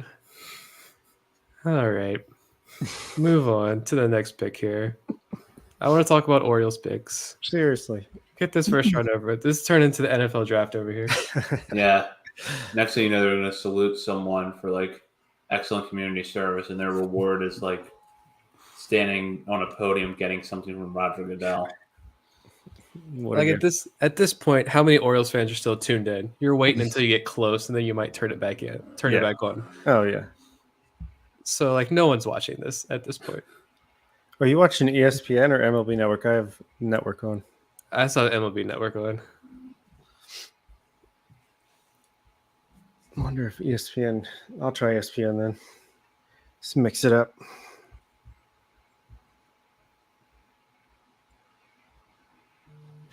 Oh, that's awkward. Jackson Holiday's signing scout, Ken Guthrie. He already followed us on Twitter. We should follow him back. Wow. Yeah. He was with the Orioles, right? I father to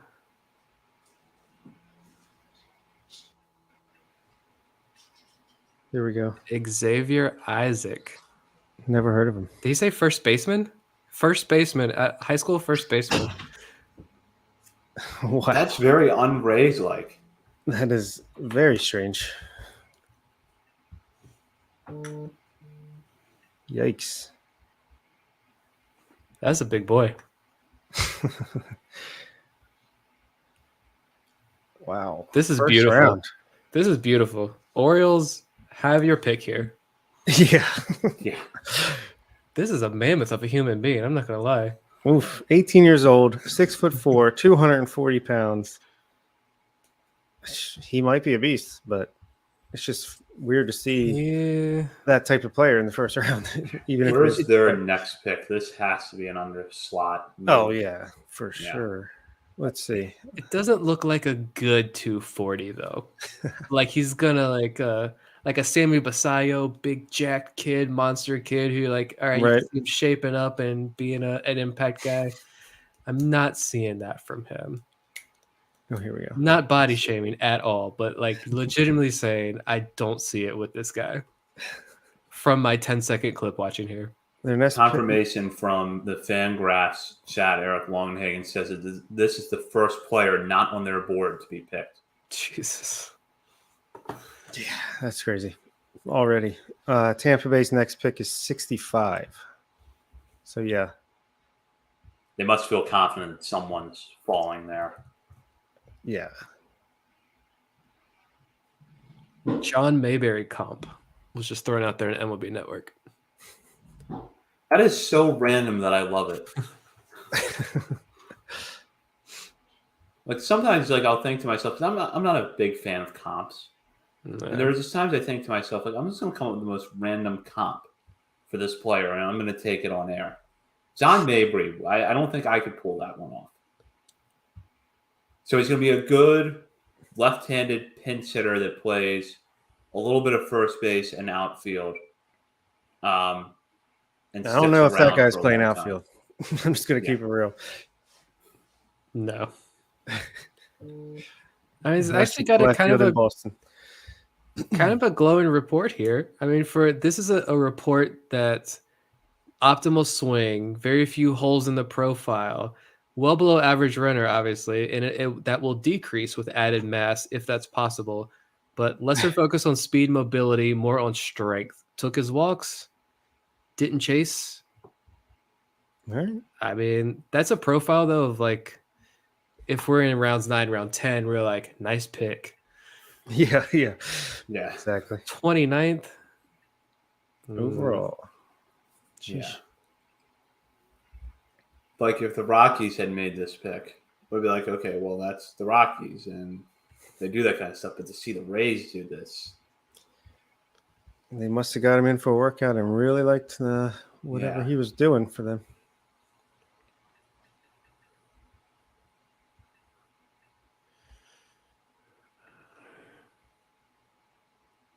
All right, finish this first round, Giants. Tucker Toman, maybe? I don't know. That Brock Porter pick is looking better and better. Could be there.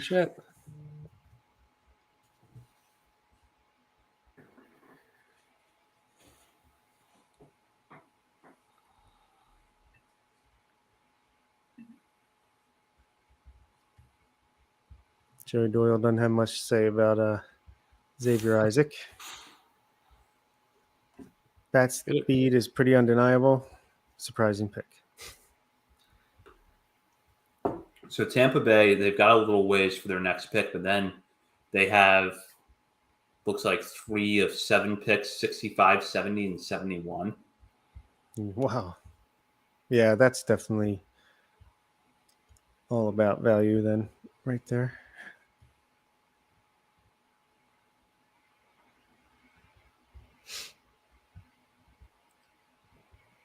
Yeah, they have back-to-back comp picks. So, yeah. They can still do something interesting.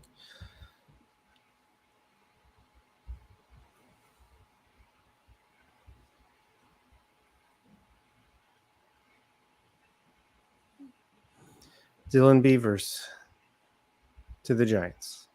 Round 1 is over. Not a bad pick there for the Giants. Not at all. Staying local.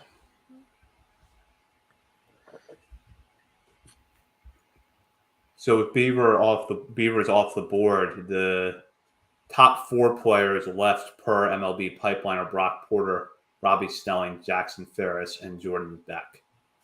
Mm-hmm. So you Please, figure someone at take least Jordan one Beck. of them, or actually at least 2 of them, will be available to the Orioles.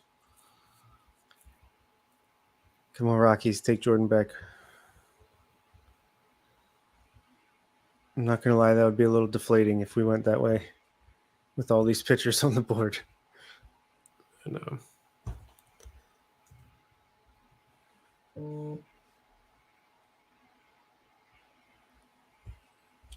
That's a good point from Justin. Yeah, when you have Melendez sitting there, if you're going to go first base, why? Again, we don't know. That's what makes this fun, but Yeah. oh, man.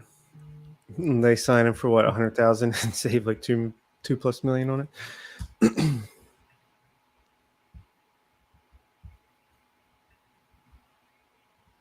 Just tell me they don't take a break in between these rounds. They're going to take a Giants break. Are not going. Reggie Crawford. Mixed it up. Jared Doyle got it wrong. It is possible, folks. Did he really report somebody else? He did, and he deleted it, and he said, scratch that. Mock had it right. Giants going with Reggie Crawford. Did he pitch last year? Yeah, he's pitcher and first baseman. Wasn't he? Was he hurt, though? Oh, I shoot. don't remember.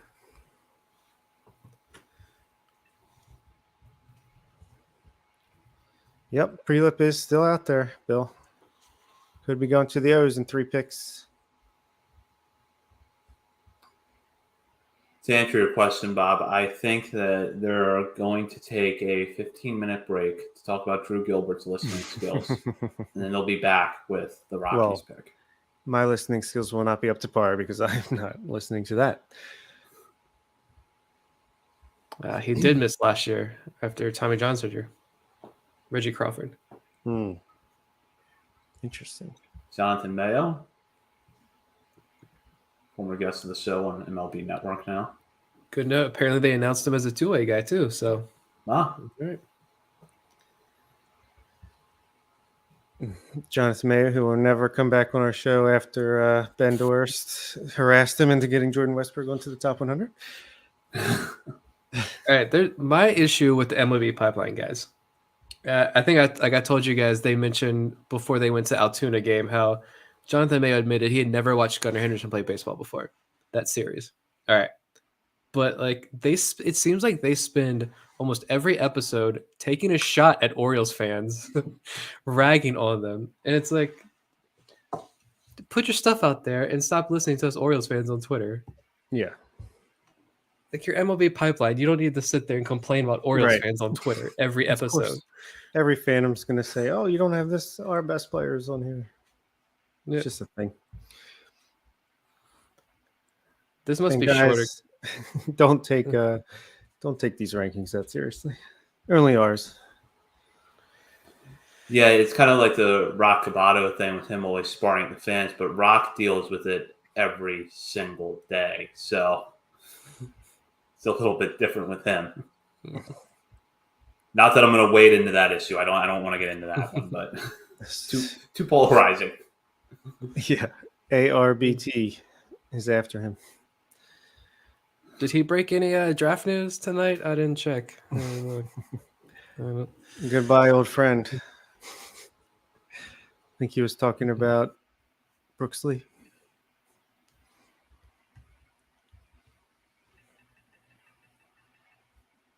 Rocky's up again. Now, what is this? 1C. Round 1C.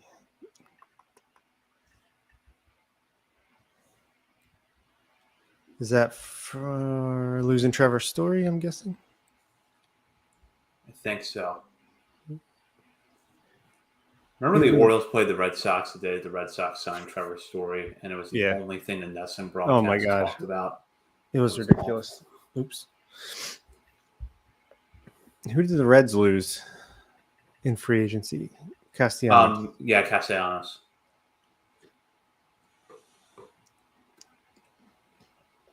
Makes sense. He's having a terrible year. Yeah. That's not a bad year that I saw coming. I thought he was going to love hitting in that ballpark. Yeah. That lineup around him, having Harper, Real Muto.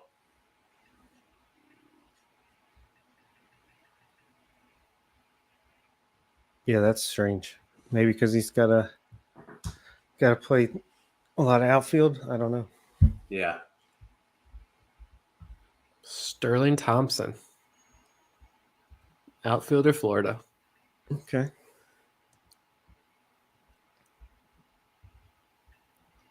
Guess it makes sense. They have him listed at second base on the ESPN feed. Interesting. Taron Vavra, lookalike. Second base outfield. Lefty. Do all of these kids list Corey Seager as their favorite baseball player? What is up with that? I never think about Corey Seager ever. Never. He's so boring to me. Like, great player, don't get me wrong, but yeah. What personality does he like? How does he stick out? I guess because he's just on the Dodgers. Is that where we're at? He There's was. so much, all the talent out there. Like, I remember growing up idolizing the Griffeys, McGuires, the Sosas, and these kids are out there idolizing Corey Seager. Like, come on. They haven't seen the new Corey Seager yet. Gunnar Henderson with the hair.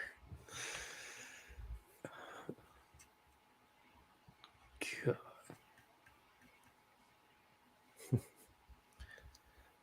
All right, so let's. Don't give up now, Doyle. You only messed up once. Sal Stewart heading to Cincinnati, so we got our pick of the litter here. Yep. This is going to be interesting. Someone just tweeted at us and said Brock Porter has an overslot deal with someone in the 30s. Hope it's us. I really hope it's us. Brock Porter, Robbie Snelling, Jackson Ferris, Connor Prelip, Blade Tidwell, Carson Wisenhunt, Justin Campbell. All one of pitchers those sitting there. So do you feel like it's possible we see Dylan Beavers or Jordan Beck with this pick? Based off of what Eric Longenhagen said earlier, I don't think it's Peyton Graham, but is it going to be one of the pitchers?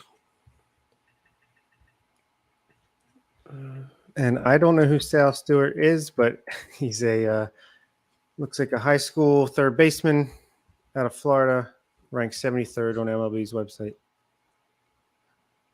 out of Westminster Christian School. I'm guessing Keith Mayo probably knows about him. All right, on the clock.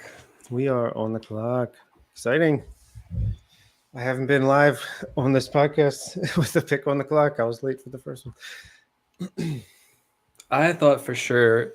See, that threw me off the first pick because they showed Tamar go on the phone, and then they say it's Jackson Holiday was the pick, and I didn't know how to respond. I'll have to rewatch that. Camera tricks. Comp A round. All right. This pick is valued at $2.31 million. So if we assume we sign Holiday, say we save $500,000-$600,000. Let's see. We can do something. Predictions? Do you have one? Brock Porter for me. How do you pass that up? Yeah. He's ranked 7th on Baseball America's ranking here. And I get it. Hell of a Screw the draft rankings. if you could do that. Yeah. But Yeah. I get these rankings are meaningless to franchises, but like, come on. yeah, he's 11th on MLB. But honestly, pitcher, just a pitcher is what I want. There's some decent bats here too, but like Caden Wallace I would not be surprised at. Third baseman out of Arkansas. I could see that. But give me a pitcher. Connor Prelip is kind of tempting to me with how highly he was rated prior to Tommy John surgery. You know, obviously we don't know how his medicals look. I'm guessing he's thrown a lot of bullpens. recently. So teams probably have more inside information on him than we do. But Porter or Prelip would be the guy that I would want here, and I would be happy with Tidwell. I think some work would have to go into him to make him a starter, but I would be okay with the pick. McDaniel's best available is, what is it? Starts with a T. Tucker Toman, high school third baseman.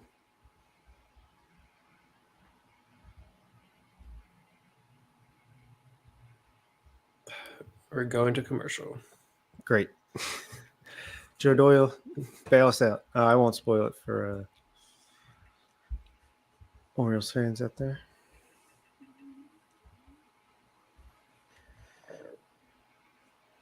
All right, literally everyone on Twitter is saying Brock Porter, please. So it's not going to be Brock Porter. It's definitely not going to be Brock Porter. No, that's not going to be the case. Give me Prelip. I want that.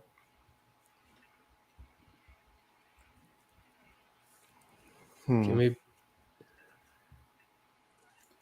If it's true that Porter does have a deal over slot, I get the feeling that it's going to be the Orioles, Braves, or Pirates. Mm-hmm. It's going to be Jacob Melton. I have no idea who that is. Yeah, I could definitely see it being the Pirates.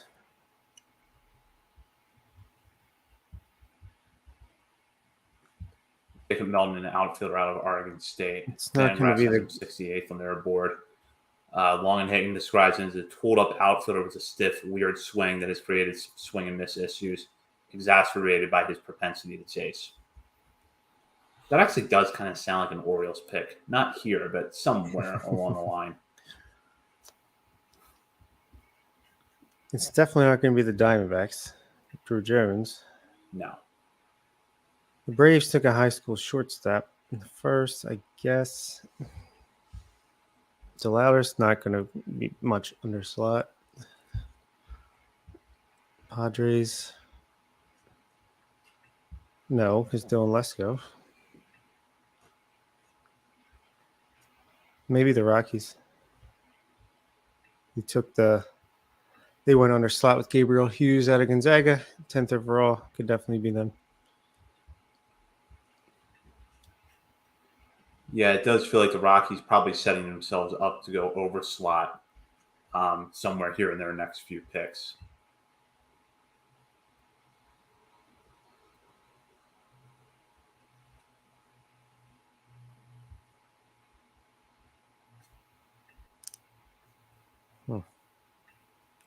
I don't see anything from Joe.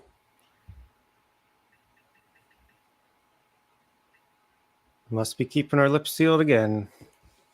Yep.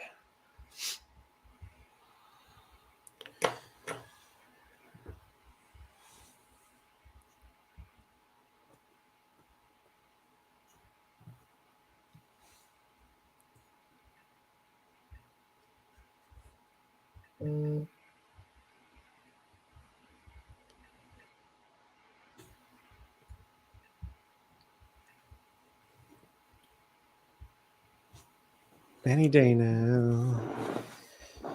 They had to switch out the host there on the broadcast. Oh, okay. Yeah. So who are they going to now? Let's see.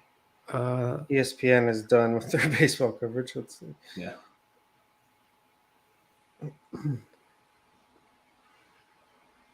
They're just showing this child that the Orioles selected with 1-1 again.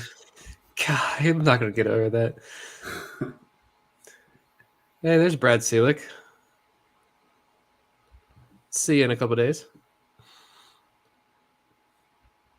That is crazy. Matt Halliday could still take most major league pitchers deep. Yeah. I think. He looks like he's in playing shape. So. Oh, yeah, Brad. See, that's how far behind I am. Yeah. Okay, they just switched the host. Everyone else is still the same on this broadcast.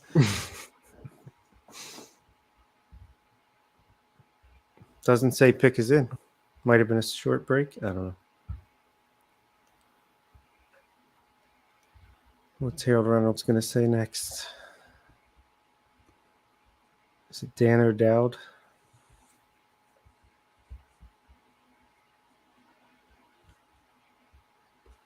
I've had this muted all night. Who's sitting between Harold Reynolds and Dan O'Dowd? It's the Tennessee baseball coach. Oh, okay.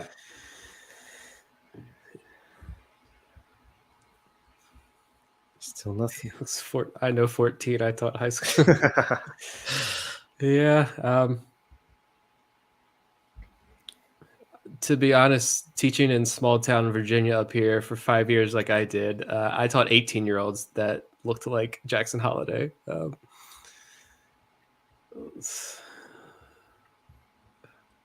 Jackson Holiday does look like some of the 8th graders that would come out and try to run track for me.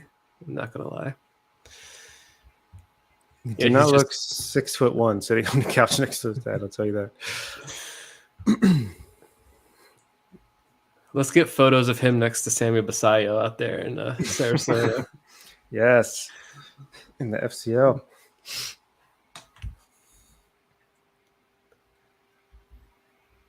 I want to know who does height weight listings, because how did Gunnar Henderson apparently shrink an inch from his time in high school? Because Perfect Game has him at 6'3", and MLB.com has him at 6'2". You know that old saying. You start shrinking at 18. Yeah. But then Drew Baum, who himself is tall, tells us What is it? 6'4". Not yet. Is it pick in? Come on.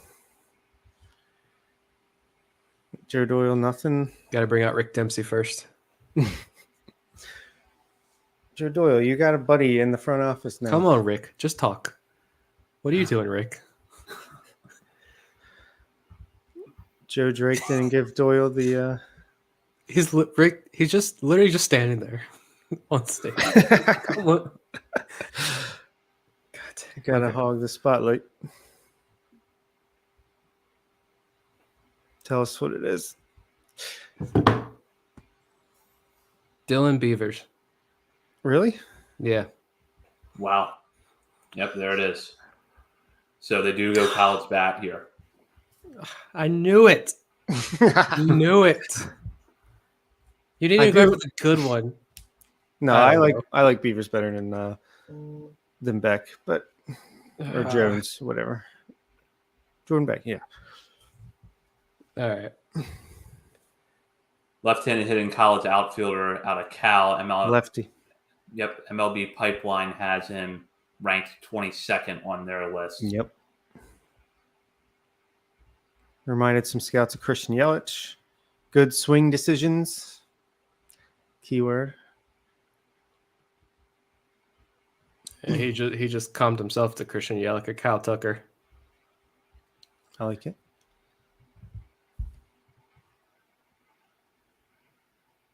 Easy plus raw power. Above average runner. Chance to stay in center field. Near plus arm would work just fine and right. Hasn't received a ton of instruction in terms of making adjustments mechanically at the plate. Well, he will now. Yep. All right, I can get behind it. You got to take one of these pitchers next, though. Maybe they thought there's so many that are still there that we can wait to 42. I guess that's the case, and you're not looking a whole lot further, and with the volume of pitchers that are available, that's possible. But in some respects, Beavers does feel like the prototypical Orioles prospect, left-handed hitter, college bat, with a lot of power but maybe some swing issues. But if he's making good swing decisions, we know that that's a big point in his favor with the Orioles. Yep. Yeah. What did you say about instruction? Hasn't had this is the MLB Pipeline write up. He hasn't received a ton of instruction in terms of making adjustments mechanically. Okay. Yeah, I was just wondering. It sounded like when you were reading some of that, some of like the Chase DeLauder-esque descriptions there, like raw, almost like I wonder, he's just naturally just a fantastic hitter. Right. And so he hasn't been fully instructed on like how to hit a baseball yet, which could be scary. Vivek loves the pick, so I'm in. The chat is very optimistic of this pick, so I'm excited to dive into this a little bit more. Yeah, I'm looking at the scouting grades on MLB Pipeline's pre-draft report on him for their prospect rankings. 45 hit tool, 55 power, 55 arm, 55 run, and a field tool of 50 that gives him an overall grade of 50. So the hit tool right away looks like something that's going to need the most work. But, like we talked about earlier, it feels like the Orioles do have a process in place for their hitters, and that they can take a gamble on somebody like this and try to get the best out of them. There you go. 17 home runs last year, 16 doubles, 3 triples, 51 walks to 54 strikeouts in 56 games, 1060 OPS in the Pac-12. And there goes Landon Sims. Yeah, Landon Sims goes to Arizona, pitcher out of Mississippi State. Possible Orioles target we speculated about, but he's now off the board. Going back to Beavers, early thoughts on where you might slot him in the top 50? I have no idea. I've got to sit here and do some more research on some of these guys. Yeah, I mean, let's see. Initial reaction I have is that you're going to put, like, I would put him behind Kyle Stowers, which would probably put him outside the top 10 for me. But I would say that he safely should land maybe in the 10 to 12 range based on what's in the system right now. I might put him behind Terran Vavra, but ahead of Cesar Prieto. I could see that. Where's our list at? Patreon.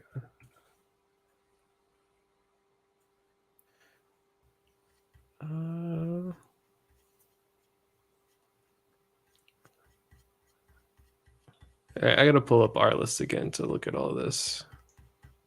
Bob's file downloads as Skype when I try to download it. All right, so center fielder, it looks like, would you say he's a better initial thought here, better prospect than Hudson Haskin? Probably. Yes. Yeah, I would. I think Haskin is a safer prospect, but yes, I would say that Beavers is a better prospect because you're looking at a surefire corner outfield profile with power.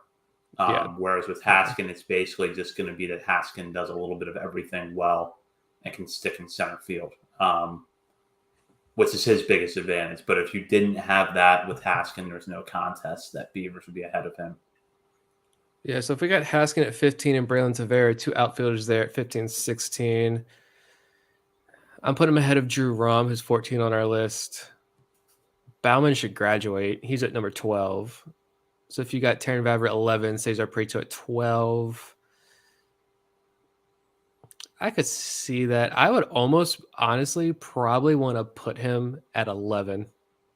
Yeah. You could even make a case that he could be number 10 behind Kjerstad, ahead of Norby. Yeah, you could. I think you could, because if you're not as sold on the power coming around with Norby and the fact that Norby, although I think he's going to be a good second baseman, he really is limited to second base,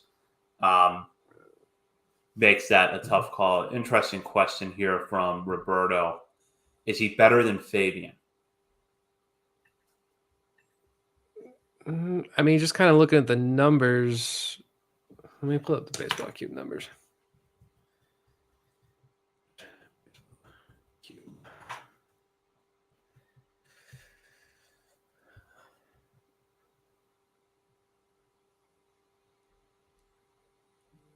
All right. I think you like him a lot better than Judd Fabian. He may not have the power that Fabian can produce, but Fabian's a righty as well, right? He's a right-handed hitter, I think. So I think the lefty righty thing does play a role here with these Orioles picks. Like I mentioned, when are the Orioles going to take a right-handed hitter? Do they take a right-handed hitter? And right now they've taken 2 lefties. But yeah, Fabian plays really good defense. I don't know anything about Beavers defense, but the walk rate is phenomenal and the strikeouts under 20%, and they subsided significantly year to year. So I like that pick better than Judd Fabian.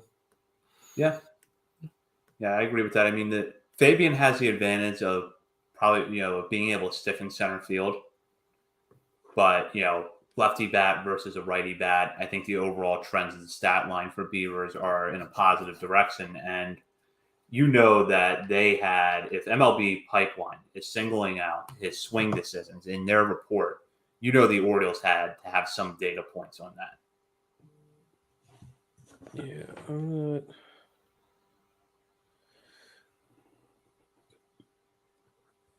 I'm trying to go back through the chat here and see what everybody had to say. Vivek says Beavers is one of the first guys I was tracking early on. Should have mentioned him earlier. He's Colton Cowser with more power and a little more swing and miss. Holy shit, great pick. So shout out to Vivek for the scouting report there. And yeah, I'd imagine this is pretty much, is this the underslot pick? 2.31 million for a junior outfielder from California. If it is an underslot pick, it's a great underslot pick. But you also look at where he was ranked in, some of the rankings. You would think it might be a slot pick, but we'll see.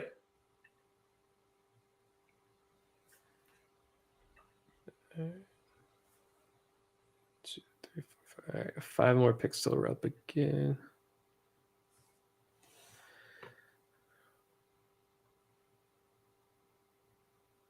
I'm looking at Atlanta's boardroom. I do not see Steve in there. But although I only see like 5 people in there.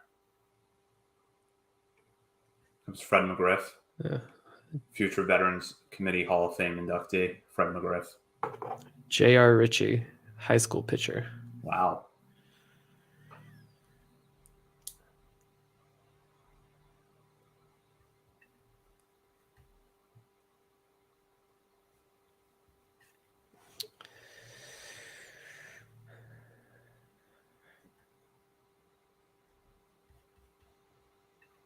Where is MLB Pipeline had Ritchie at 47th, high school pitcher out of Bainbridge High School in Washington State.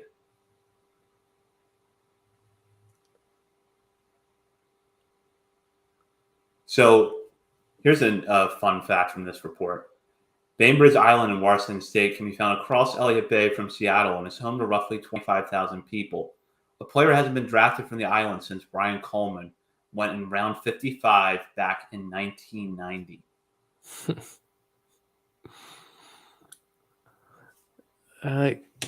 This Baseball America scouting report on Beavers has tied the Pac-12 with home runs or as a redshirt freshman with 18, went to the Cape and Team USA, where he went homerless in the Cape and hit 143 for Team USA. But he went back to school in the Pac-12 and was one of the top power hitters in the Pac-12. Toolsiest college player in the draft, 6'4" outfielder plus speed, plus raw power to all fields, and a plus arm. Has a chance to be an everyday outfielder who hits 240 with 30 home runs if he makes those adjustments. Teams are interested in the back of the first round.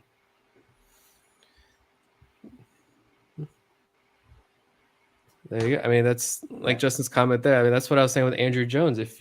I feel pretty confident in this organization's ability to fix swing issues.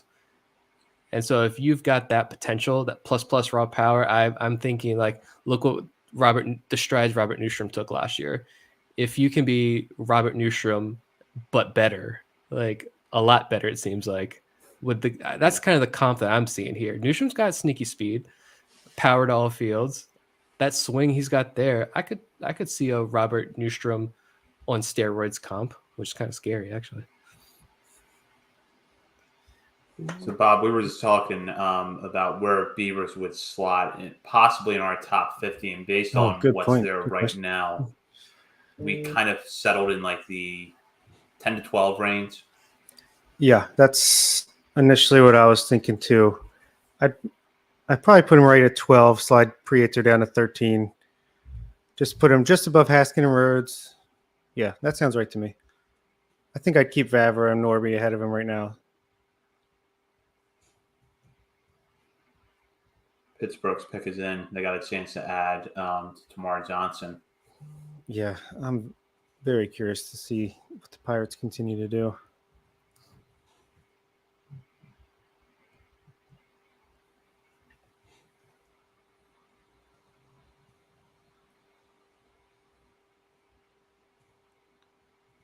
Nothing from Joe Doyle yet.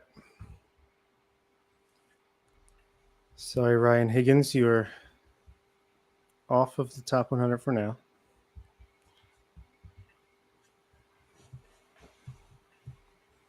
I can't wait till tomorrow morning, or if I probably won't be able to sleep tonight. I'm just going to be reading everything I possibly can about these guys. Yeah. That's what I was reading the chat earlier. I think when you were gone, and Vivek had the comment there that it's a lot of Colton Cowser vibes, but with more swing and miss. And now I see him on Twitter. He's saying it's a blend of Kyle Stowers and Colton Cowser. Not too shabby. Not at all.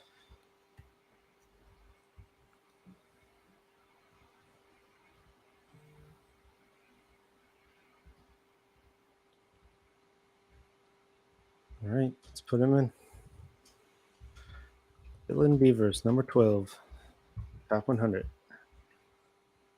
Thomas Harrington, a pitcher out of Campbell, University of North Carolina, is the pick for the Pirates.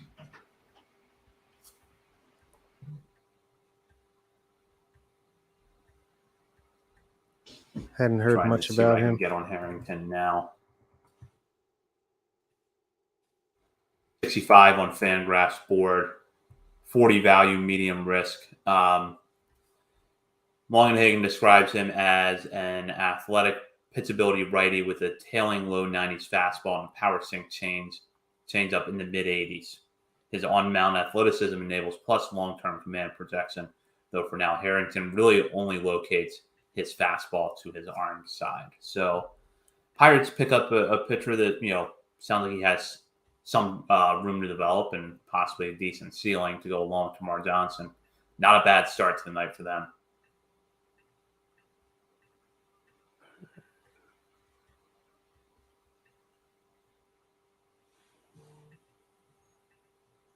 All right, these picks are moving. Yeah. Good. Pick is in for the Guardians. If they take Brock Porter, then it's my favorite draft so far. Justin Campbell. I still like that. That's great. Great pick. I think that's the sign that he's a pretty darn good pitcher. Yep. 6'7", 219 pounds out of Oklahoma State. Wow. Or if he's not a good pitcher yet, he will be. Yeah. It's weird because, I remember a time, where Cleveland was actually bad at developing pitchers. Remember they broke Cliff Lee for a little while, and then he got really good. And then all of a sudden, now it's like a pitcher goes to the Guardians, and it's like, oh, well, now they're going to be really good. Yeah, Shane Bieber loses a few ticks off his fastball. No matter. Still pitching fantastically. Yeah, I saw Bieber pitch at Camden Yards when the Guardians came through earlier this year, and that was at a point where the Orioles were really struggling. And I was convinced that Bieber was going to no-hit the Orioles in that game. And I think he had him hitless through, I want to say through 5.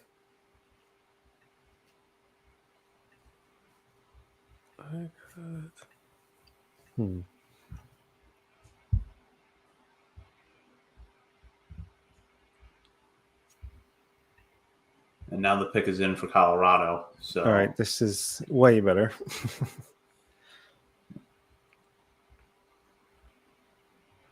Yeah, I mean, you're going to probably see the Orioles buy arms, and I don't think that's a bad approach for them at all. You know, you're gonna. And here's the thing, and I think this always gets a little clouded when we're talking about like what it takes a successful player development system and starting pitchers. If you develop 2 starters on a contending team out of your farm system, you did a pretty good job. That's not easy to accomplish. So if it's Grayson Rodriguez and DL Hall, that would be great. You give them an assist on Kyle Braddis, and that's, you know, kind of the icing on the cake. So, you know, if the Orioles could develop 2 starters and fill in their rotation from outside reinforcements, part of which would come through trades, they're going to be in good shape. Yeah. There's Jordan Beck goes to the Rockies. Yeah. They can have him. We got Dylan Beavers. Padres. Interesting. Always interesting with the Padres.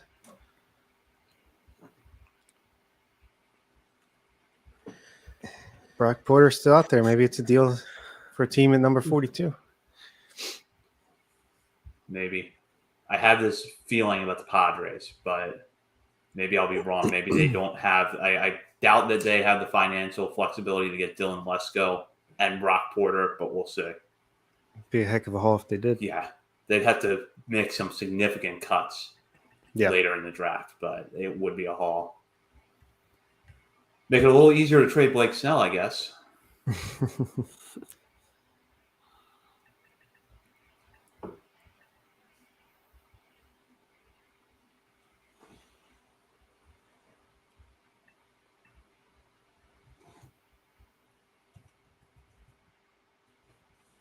Do we know what we think you think Beavers is just right around slot, right? That's what it seems like to me. That's what I was thinking. I always wonder if he's a little bit under slot. Yeah, it could be.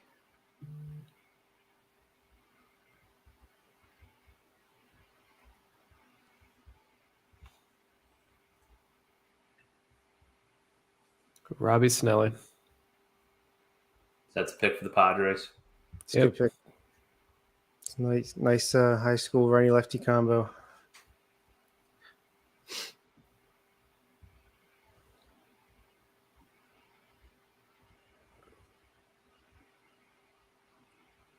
Mark Loretta.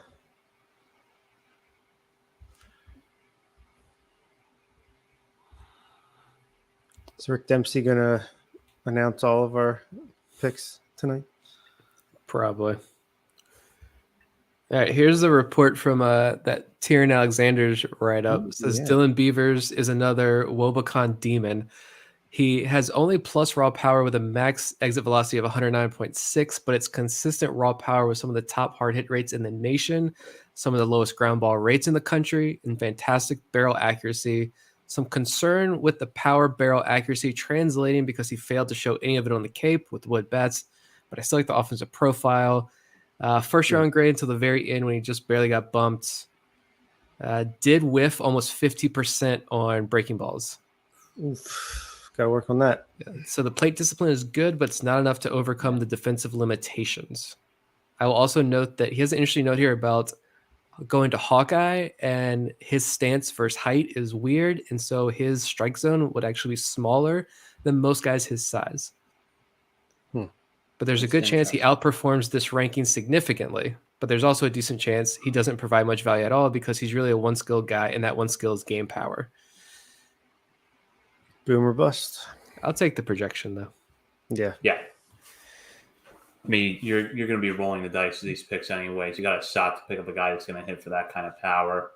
And, you know, let's remember, too, that if that does happen in an Orioles uniform, it's going to be a cannon yards. Yep. And they're fine with the strike. If the strikeouts are elevated a little bit, clearly they're fine with that. Yeah. So I think that they've, you know, found ways with players like Kyle Stowers, Kobe Mayo, and Gunnar Henderson to get those strikeouts to manageable levels. Yeah, I mean, just look what they've been able to do with Kyle Stowers, Gunnar Henderson. I mean, they obviously feel pretty comfortable with being able to reverse those a little bit. Here's the Dodgers' first pick of the night.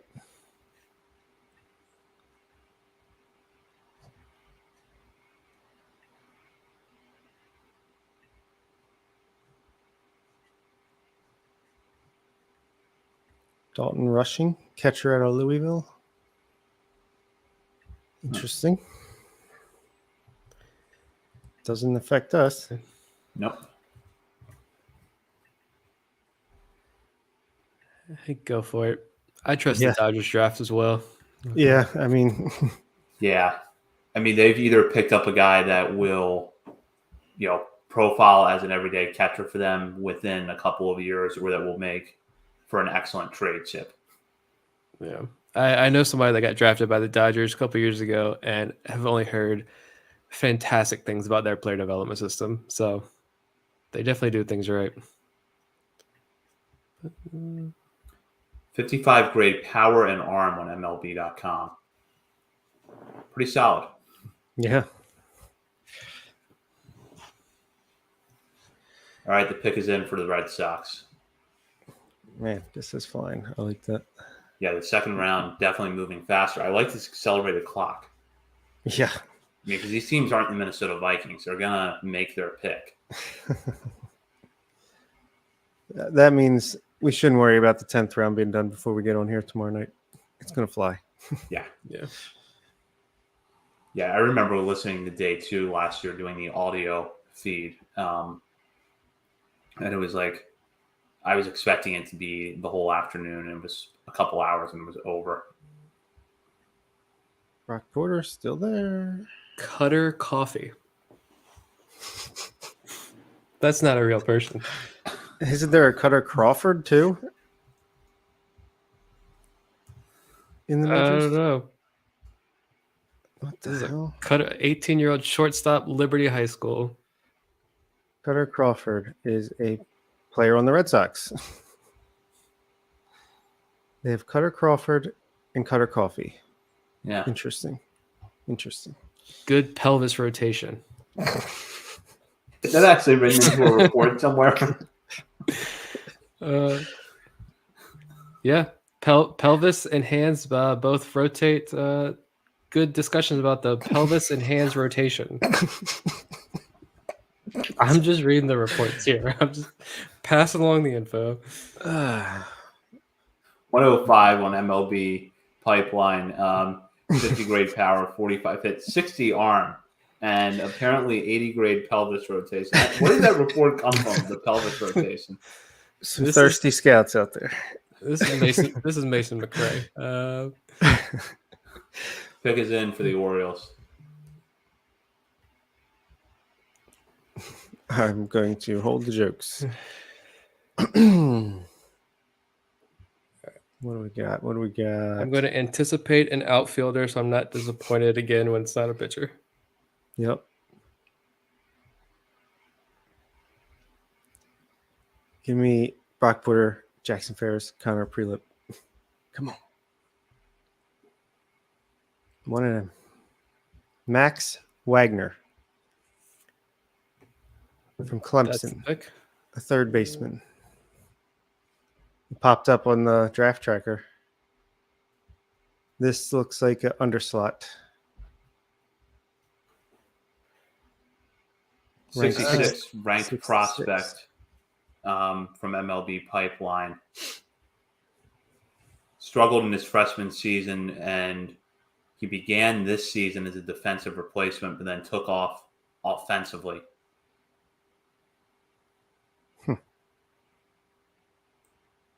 ACC Player of the Year. But again, young, sophomore eligible, just like Beavers. 1.86 million is a slot value for this pick, and I'm thinking that this is where the Orioles are going to have some savings. Yeah. So diving into a report here from MLB Pipeline, he has at least plus raw power, though he does create it more with strength than bat speed. And even while struggling in 2021, he showed the ability to work counts and draw walks. He has made adjustments to his right-handed stroke an approach that have allowed him to make more consistent contact this spring, and he's no longer helpless against sliders. Wagner is a capable defender at third base with good body control, decent range, and solid arm strength. He needs to improve his consistency at the hot corner because the game speeds up on him at times. He's a fringy runner, but not a liability on the bases. And he did perform well with wood bats in the Northwoods League last summer. I mean, the guy slashed 370, 496, 852 with 27 home runs for Clemson last year. Jeez. 1348 OPS. All right. Blaine Knight, you're off the 100. Where do we slide him in? Let's see.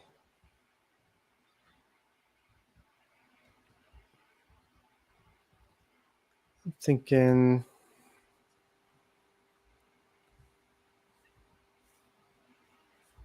Reed Trimble area for me. Yeah, so that would be early 20s. I think that seems reasonable.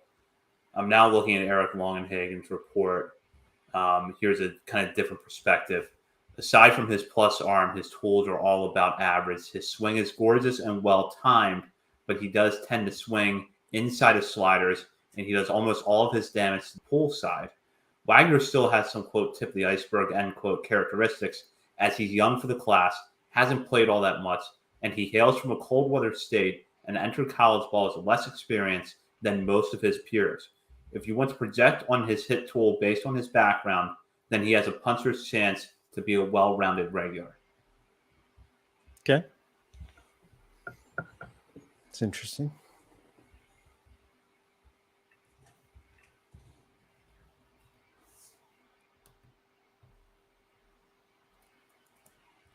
Yeah, it definitely feels like it's a pick in the Reed Trimble mold to an extent, where there's a couple of interesting, tools there, but a raw player. Trimble, I think, was ahead of Wagner in a lot of respects, but there's some similarities.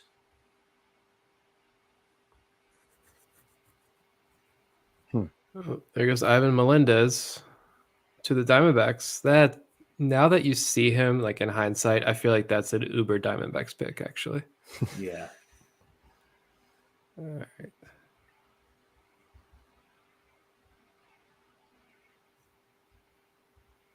Yeah, that's pretty good. All right. Pitcher Digs. If you guys follow Pitcher Digs on Twitter, he says strong pick, Max Wagner. Right. Okay. No reason why, just strong pick. I'll take it. Retweeting that later. Let's see. Arizona putting together a nice draft so far. I think that if they go back to the purple and teal uniforms, they'll open a new glory days of the franchise, because the red and black gotta go. The purple and teal uniforms have aged well. They need to come back. All right, here's from John Shepard. He says his crap model actually had Max Wagner as the best player in the draft. Jeez. Strong hitter, third baseman. That's a crap model right there. No, I like John. Joe Doyle. I missed this from when the Dylan Beavers pick. Well, that's a dynamite pick for the Orioles. Grabbing Dylan Beavers alongside Jackson Holliday is a pretty special pairing. Beavers had some of the best swing decisions over the past 2 seasons. Struggled to hit spin in 2022. Huge power. Feel for hit. Some Yelich in there. And then he said, I've likened Max Wagner to Ty France a bit in how he operates at the plate. Had a mammoth year at Clemson. If you believe in that production moving forward, this is a steal at 42. Good get, Orioles. I'll take a Ty France. Yeah. Comp there. All-star. Yeah. Took a while, but he reached his potential. Yeah, 42nd, absolutely. Yeah. All right.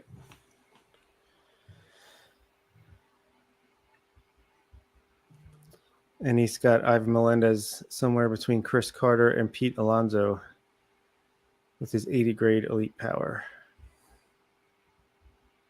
So I'm watching Eric Longenhagen's chat on Fangraphs, and among the other things that I'm following just to get his insight, someone came on and asked thoughts on Leo's draft so far, and he responded and said, They seem to buy into guys who performed better of late. Guys with huge upticks in performance in their draft year has happened the last 2 years. Makes sense. I mean, I wonder how much of that, and this would be, we could probably do half a show on this, is how much of that is still the effects of the pandemic. Having the 2020 amateur season shortened. 2021 was not completely normal in a lot of respects. So, do you kind of look out for those guys that have the good raw skill set, but, circumstances beyond their control cut into their development? In the case of a guy like Wagner, I looked it up after reading the Fangraphs report. He was born in Wisconsin. And if that's where he grew up, that's not a baseball hotbed. Yeah, Green Bay. So. And speaking of Clemson, I think at this point Brock Porter might be just going there to play baseball. Yeah.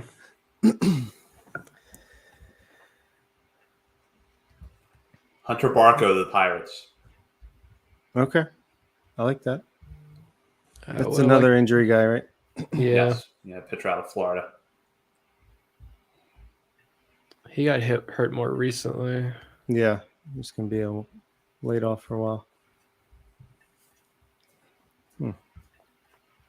Yeah, I wonder if this means Porter's definitely going the college route. And I wonder about Jackson Fairs. Has he slipped too far? Right. Well, you still have Connor Prelip and Peyton Pallett there. Yeah. As well. What? Caden Wallace is still there. Wisenhunt. Wisenhunt's still there. If you go more bats, you got Caden Wallace, Cade Doughty, and Judd Fabian. Yep. Peyton Graham. Although we kind of figured out why he's tumbling a little bit. Brock Jones.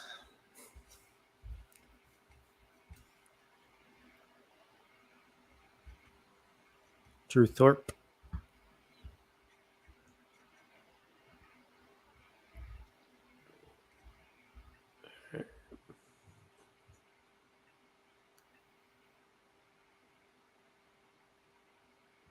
Nationals pick is in.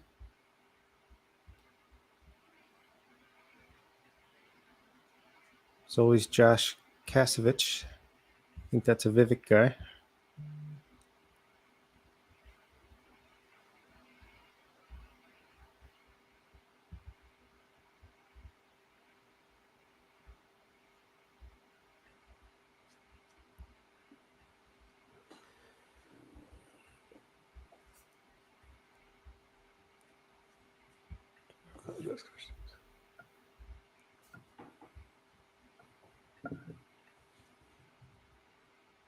Yeah, that's a fair point.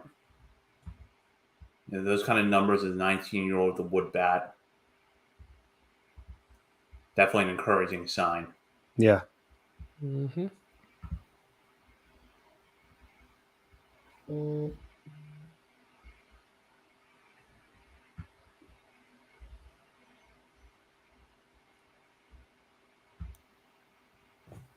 Jake Bennett from Oklahoma to the Nationals.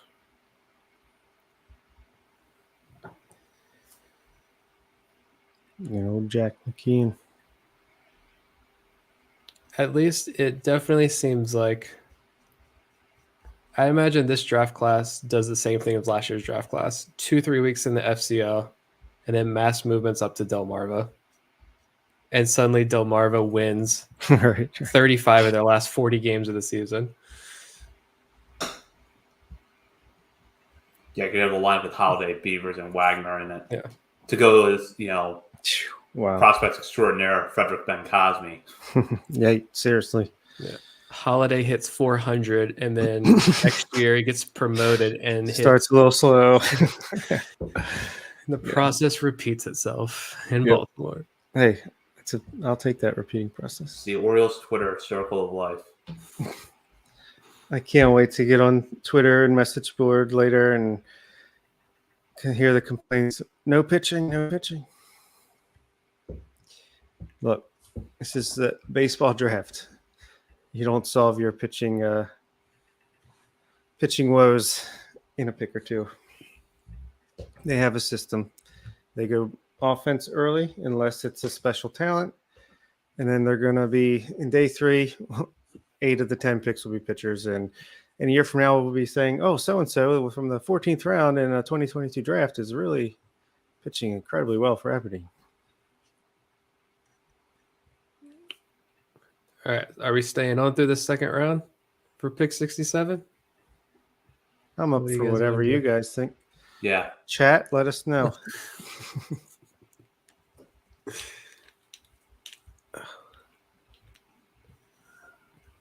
If it's going to move fast enough, I'm okay with it. Yeah. I'm off tomorrow. I know you guys aren't, but I'm not off, but I'm definitely not getting up and going to the office. I look at it this way. If we would sign off now and I would end up sitting up and watching it. Yeah. Anyway, or at least so I might as well it stay here. Yep. The tribe has spoken.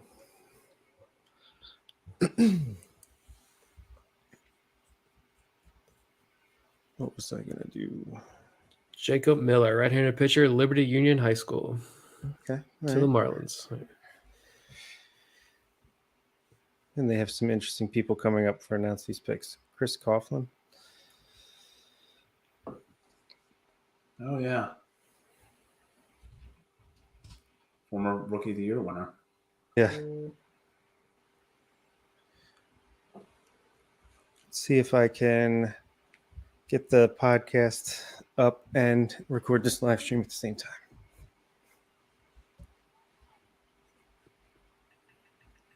Are we putting the first part up on the podcast feed? Mm-hmm. Sweet. Yeah. Well, I mean, we got to do that because we got to get to episode 150 faster. So, yeah.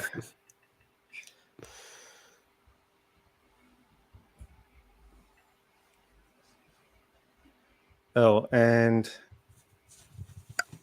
let's see. We already had a ton of views on that. Let's see.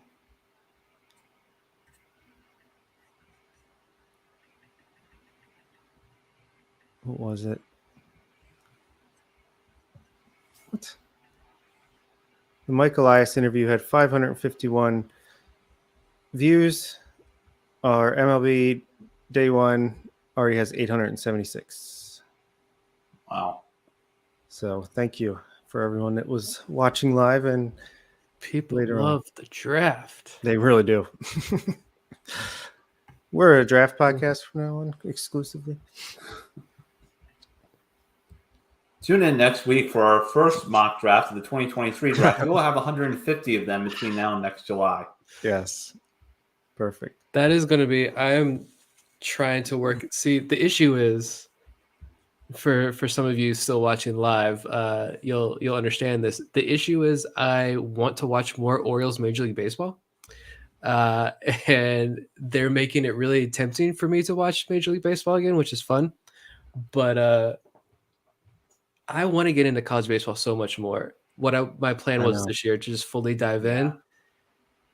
But so next year, maybe I'm going to try to figure out some system to get through this. But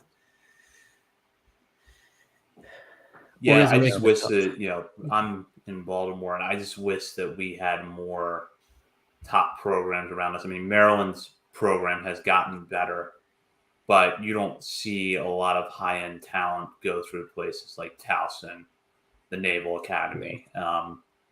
Actually, JMU did come to Towson this year, and I had planned to check out at least one or two games of that series. Then Chase DeLauder got hurt and dropped off my radar. But not off the Guardians' radar. No. Yeah, now JMU's out of the CAA, so they won't even go to Towson anymore unless they decide to keep that as a non-conference rivalry, which it seemed like JMU is pretty much done with everyone from the CAA. They don't want any part of that anymore. But that's weird. Crazy situation.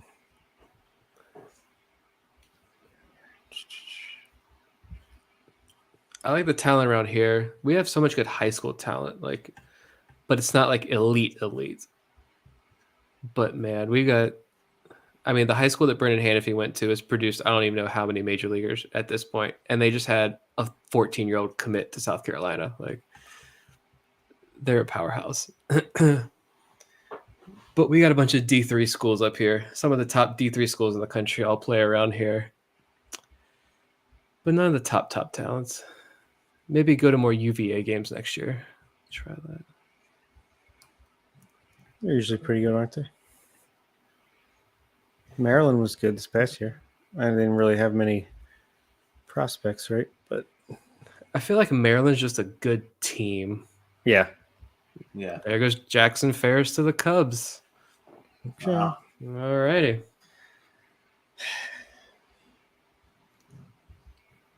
So I would have to think the Cubs sign him, but we'll see. Oh yeah, I would imagine.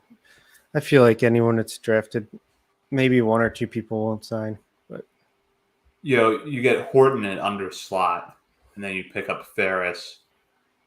If that works, that's an impressive haul for a future starting rotation. But there's considerable risk involved in that.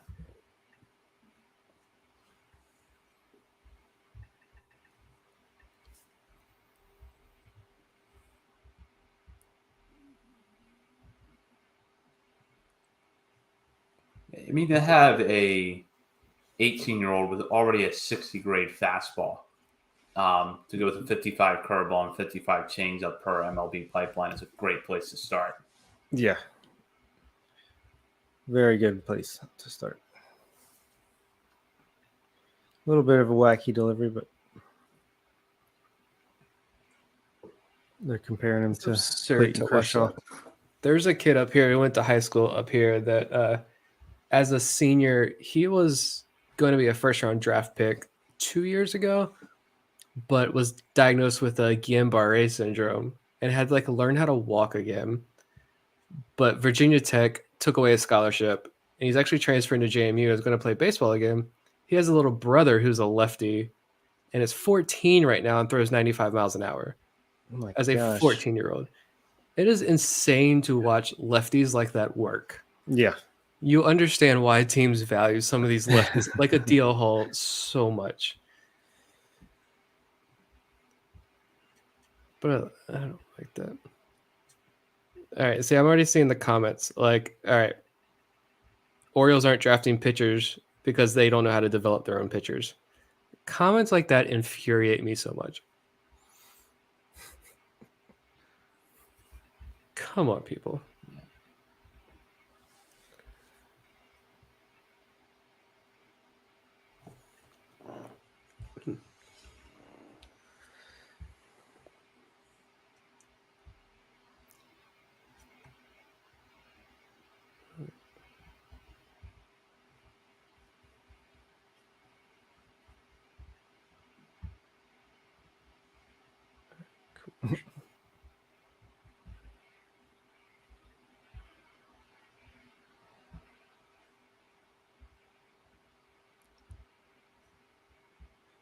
Yeah, what did happen to 1 minute between picks? It was flying for a while. Yeah, it was. I mean, the Twins have had their pick in for a little while here. This is that old adage about, you don't talk about how fast the game is moving because it starts to slow down. I guess that's true for the MLB draft. It's funny, the Orioles pick didn't even get announced on TV. It was just showed up on the tracker. Yeah. Maybe Wagner's not a good listener, and that just didn't give MLB Network the content it was looking for. 35 grade? No, that's not a grade. 30 grade listener. Oh, Connor Prelip to Minnesota. Oof. Darn. Finally off the board at the 48th pick.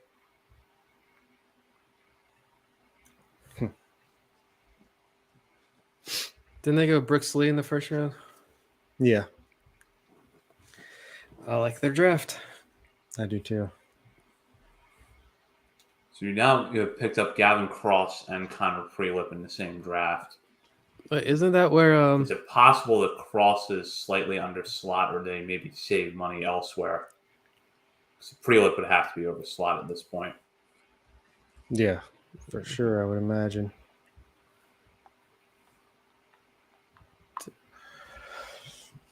Didn't Kevin Goldstein go to the Twins? Yep. Yeah, I like those picks a lot more.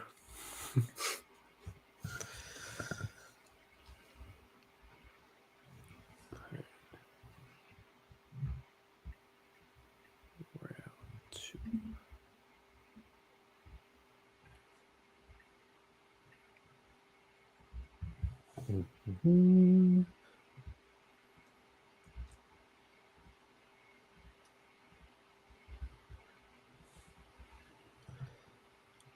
Assuming a return to full health, Prelip has all the ingredients to become a frontline starter. You tagged him at 48th in the draft. Nice pickup in Minnesota. That's why I wanted him.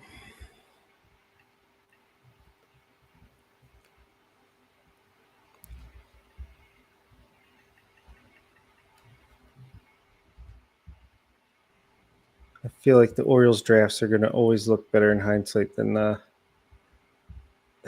in the moment. At least that's how it's been so far. I mean, look at last year when we were kind of struggling to talk about some of those big picks. Yep.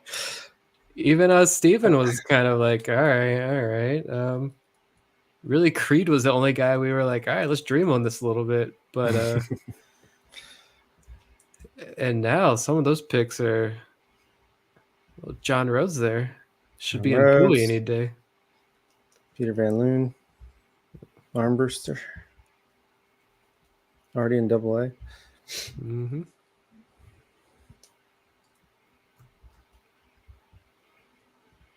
We'll see what Brad has to say when he comes on.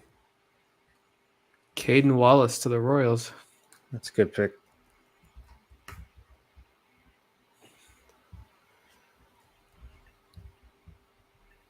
Trevor Plouffe. John Boy, media member.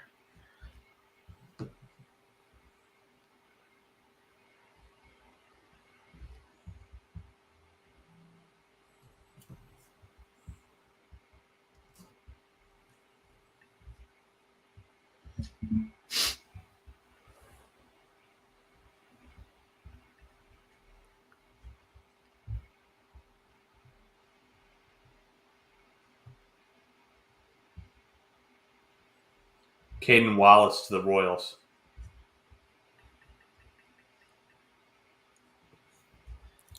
I feel like with the Royals though, like they should probably go the higher floor college guys. Yeah, I agree. I like their draft as well. Gavin Cross, Caden Wallace. Pretty solid.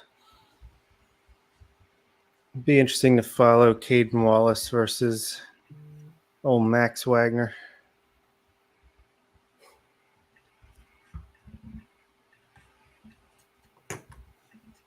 Let's see.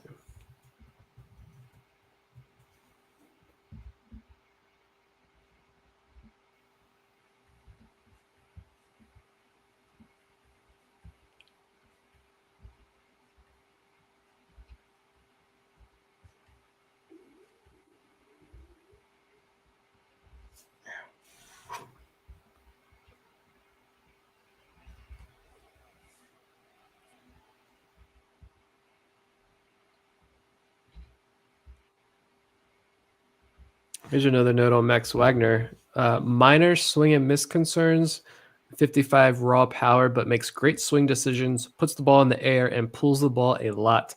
Probably moves to first base long term, but solid prospect. All right. Ryan Mountcastle's eventual replacement.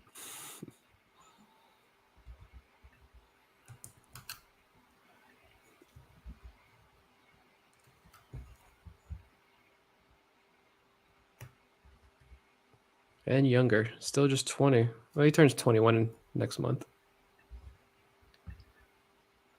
They like shaving a year off the age. Jackson Cox to the Rockies. He looks the Rockies got. He looks like he's 10 in the face.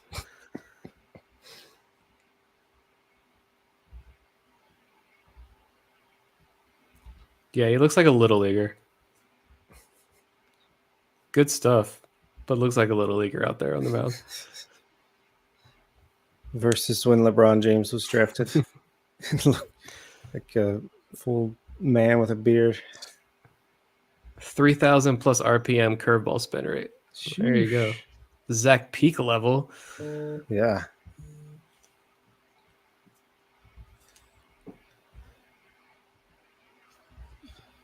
Talk about blows to the season, though. Zach Peak.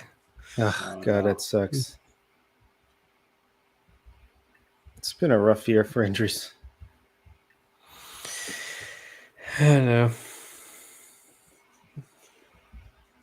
Branovich, Peak, even Bradish has missed time. That trade is hurting.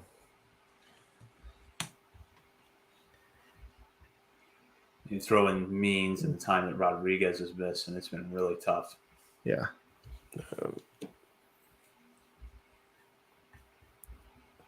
I'd like to get an update on Carlos Tavera, too, because he just came off the IL, and now he's already leaving a game due to an injury. That doesn't sound great. We don't know why he went on the IL in the first place, right? No. Aberdeen wants to use us to spread their money schemes over here, but won't give us information? No. Yeah, no way. Get out of here with that.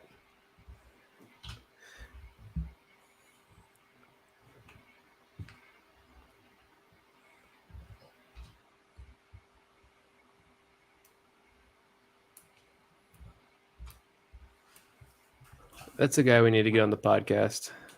Who's that? Carlos Collazo. Yeah, I do like him. Yeah. I like him a lot. What is he on MLB Network right now? Yeah. Oh, he's too big for us then.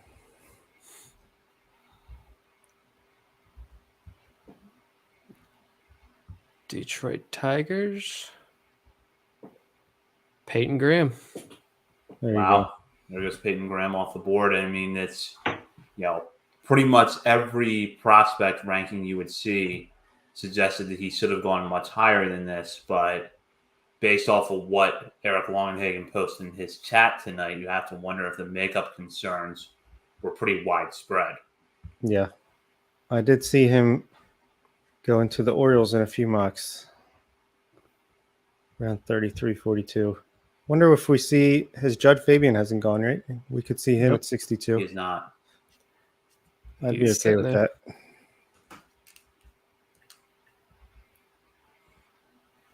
Let's update Baseball America's best available here.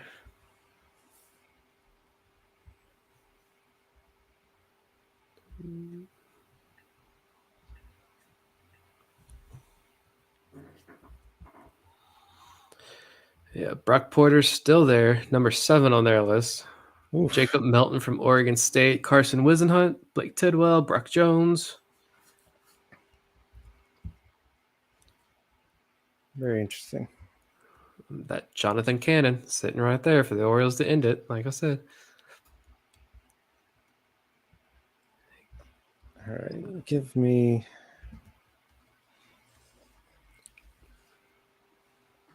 I don't know. Josh Kasevich. Could see it. I think I saw somewhere that said they really like the defense and that he could stick. He's a guy that can stick there. Doesn't swing and miss at all. Sounds like Brooks Lee. Another Pac-12 pick.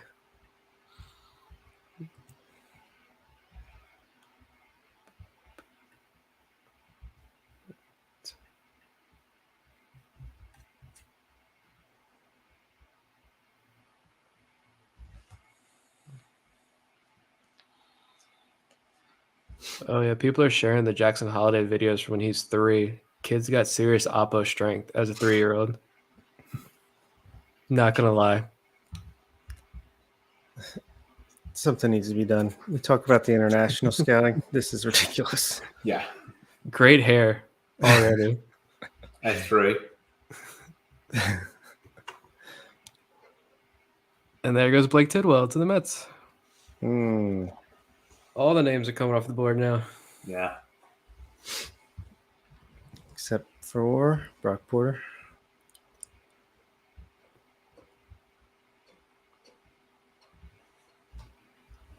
Porter's got to come off with. I don't think Porter is going to be on the board before the Orioles pick again, but who knows? Here's San Diego's up now. I don't know. Yeah, never underestimate them with the high school arm. Or he goes to the A's at 56 and doesn't sign. Yeah. Goes and plays quarterback for Clemson. Given what took place with Carson Wisenhunt and the suspension, I wonder how much leverage he would have in negotiations for a signing bonus. Yeah, it's interesting. Because it's going to be a factor on where he's picked. Yeah.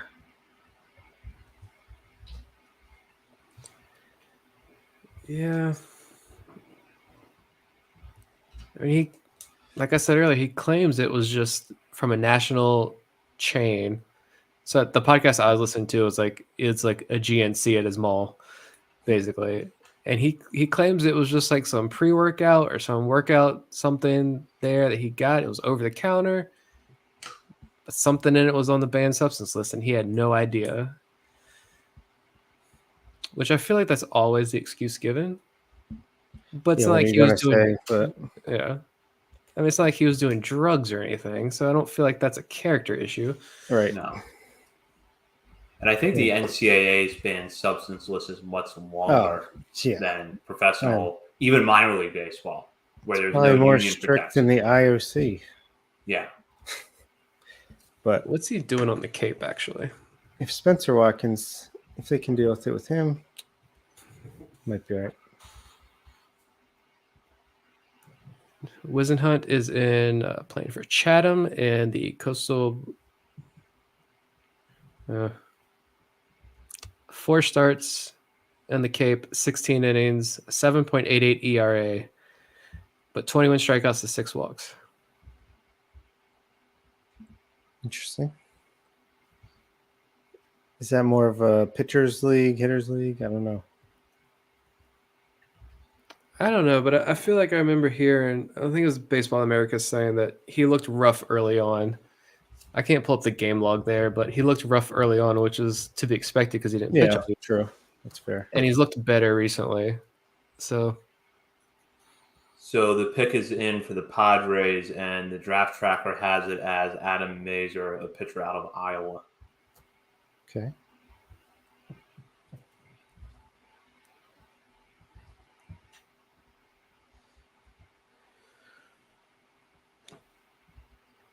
what do we got on Mazur?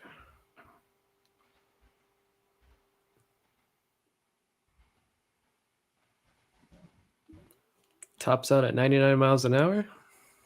82 mile an hour slider that reaches 89.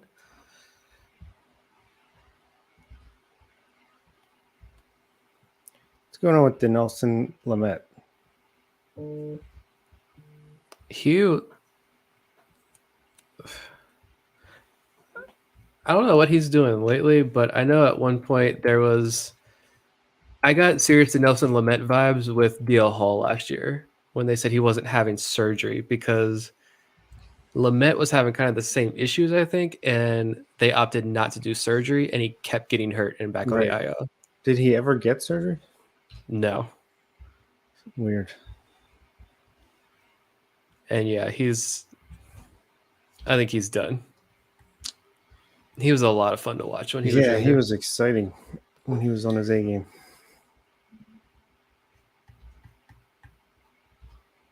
Yeah.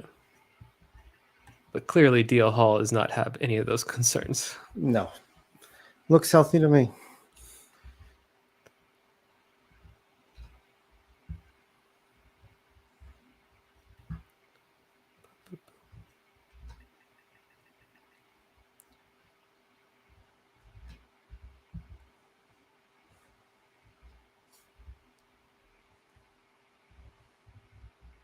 So from Roberto here, why do you guys think Brock Porter is dropping? I mean, bonus demands, I'm sure, are a factor. Yeah, and he might just need a certain number or else he's going to go to school and no one's willing to meet it. Kind of Bubba Chandler territory with him right now, but Chandler ended up signing. Yeah, he could still go. if someone is enough money, could still get picked.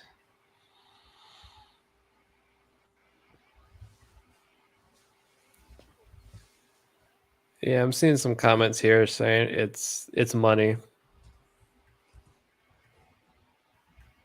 He's going to be at Clemson. Yeah, he'll be back in 2 years as a sophomore eligible, which helps his leverage.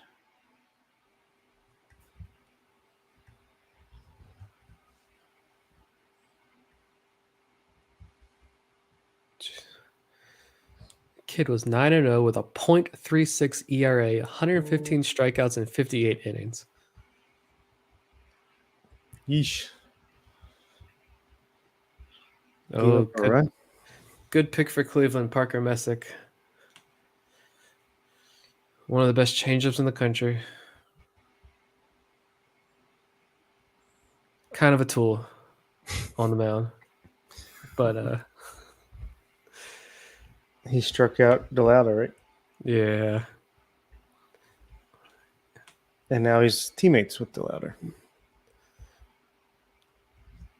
He's a lot. And that's a lot for me to say. Because I love the attitude and cockiness.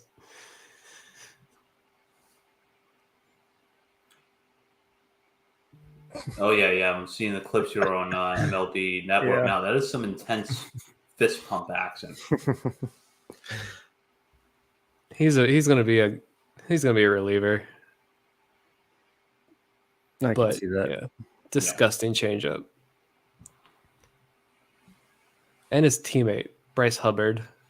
That's a guy. That's an Orioles type pick. I feel like fringy starter. Maybe if you work with him a little bit, but still disgusting changeup. Lots of strikeouts.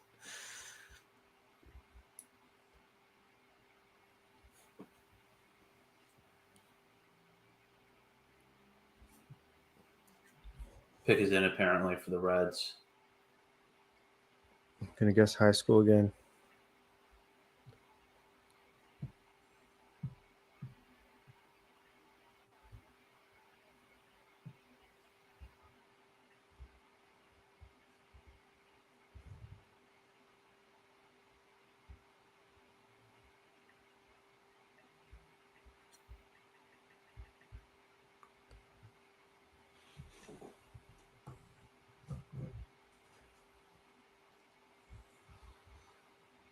I didn't realize Max Wagner was a righty, so there goes the right-handed hitter.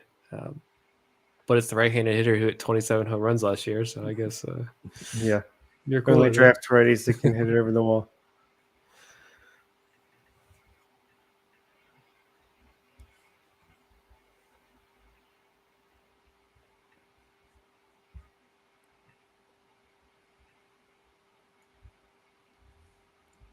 Yeah, I do like this draft for the Guardians. Yeah, they're having a good one. Eric Davis. Looks like he can still play. Yeah. Actually, my first favorite Oriole. Yeah, I loved him in the mid-90s.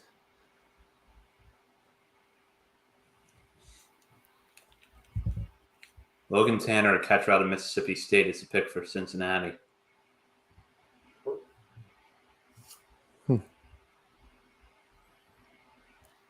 Catchers are so hard to evaluate.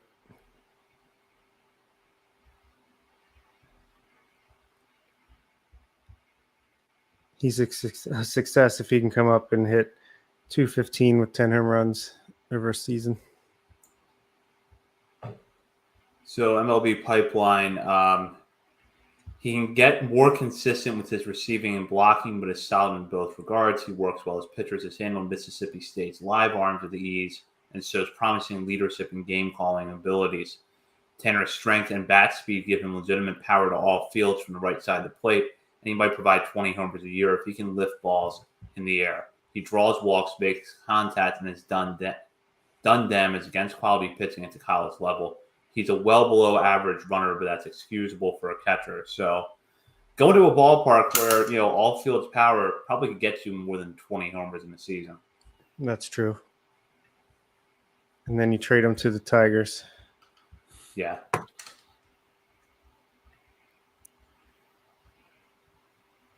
Keep moving like this. I like this speed. Yeah. Yeah. His pick is in.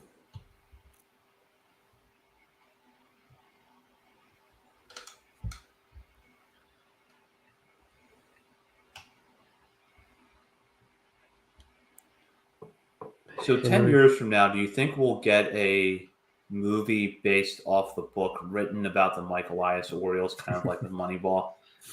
That'd be great. Can we get a cameo? Yeah. We'll probably get like Background with archival someone's footage. computer. Yeah.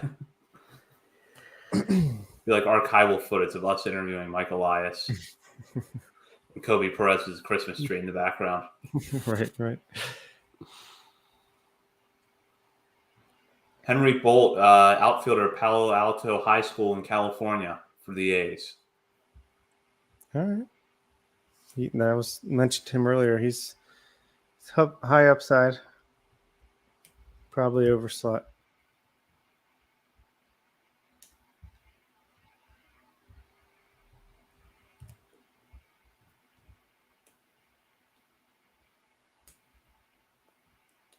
All right, they're saying some early George Springer comps with Henry Bolt. It's pretty high ceiling. That's 40th ranked prospect on MLB Pipeline's list.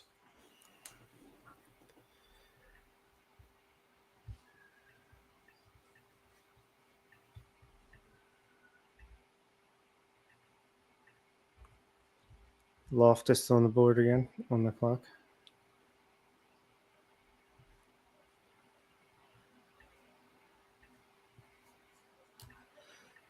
$10 more picks and let's end this strong. Yeah.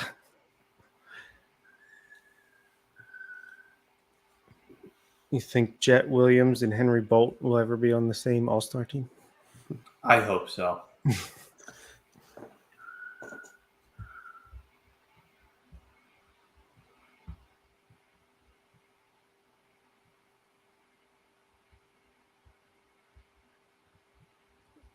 Cole Phillips, another high school pitcher.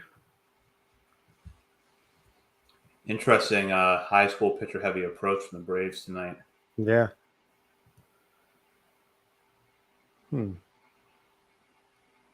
Just had Tommy John.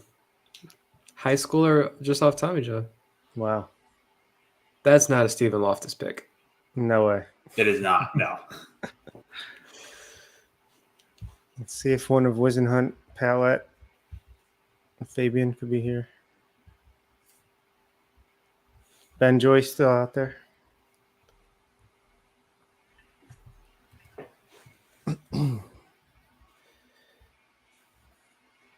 Yeah, Mizorowski wouldn't be a bad pick for the Orioles, I think.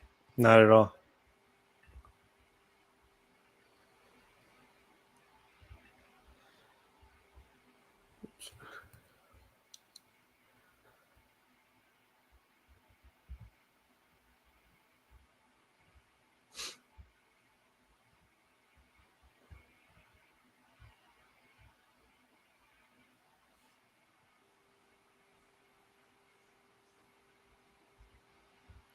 This is always what I love about looking at different reports when you get to this part of the draft.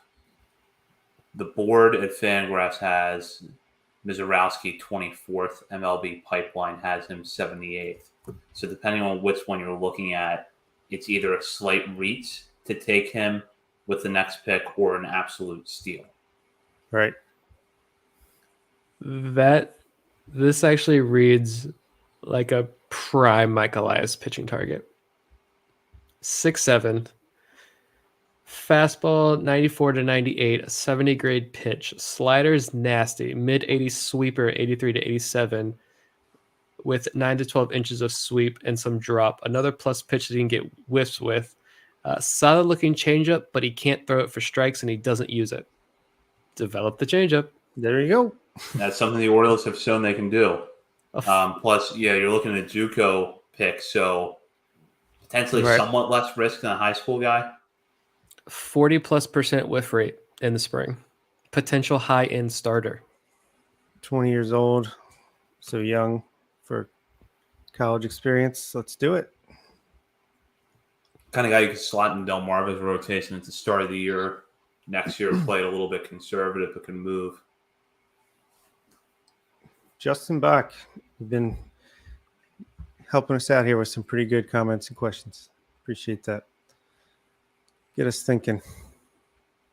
Tyler Locklear out of VCU, third baseman, goes to Seattle. I was just looking at him. You know much about him, Nick? I don't know if you follow VCU baseball. Not really. I've seen the name a lot, but I don't really know too much about his game.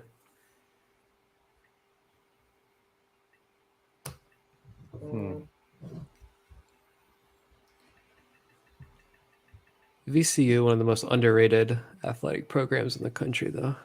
Yeah.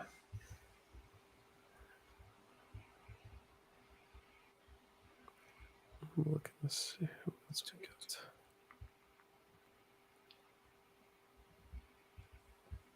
Is Joey Ortiz back? You mean back, like, in terms of hitting and, like, back to the Joey Ortiz that we fell in love with last year? Some version of it. Bryson Matz is a pick for St. Louis, pitcher out of the University of San Diego. I mean, going back to Ortiz, though, he got all of those 2 home runs he hit the other day. Absolutely mashed. The one thing I have liked about Ortiz this year is that in his struggles at the plate, 2 things have happened. The strikeout rate has pretty much stayed consistent. The walk rate's lower than normal, but the strikeout rate has stayed consistent, and he never takes a bad at bat into the field. That's true. Like you watch him night in and night out, and he can go 0 for 4, but the focus when he takes the dirt at shortstop is going to be there. And he's going to make plays that few, if any, other shortstops in this organization can make. I've kind of wondered, and this is, veering into another area where we're going to have a lot of discussion in the offseason. I kind of wonder with him Rule 5 eligible how you handle that. Because his numbers don't scream that he warrants protection, but that defense is something else. And, teams are looking at that. Oh, yeah. He's only definitely got more upside than Richie Martin did when we took him. So I would say, anyway. Oh, yeah. Yeah. I don't think Martin never had the plate approach that Ortiz has. And honestly, Ortiz is a better defender, and he's got more power. So I don't know.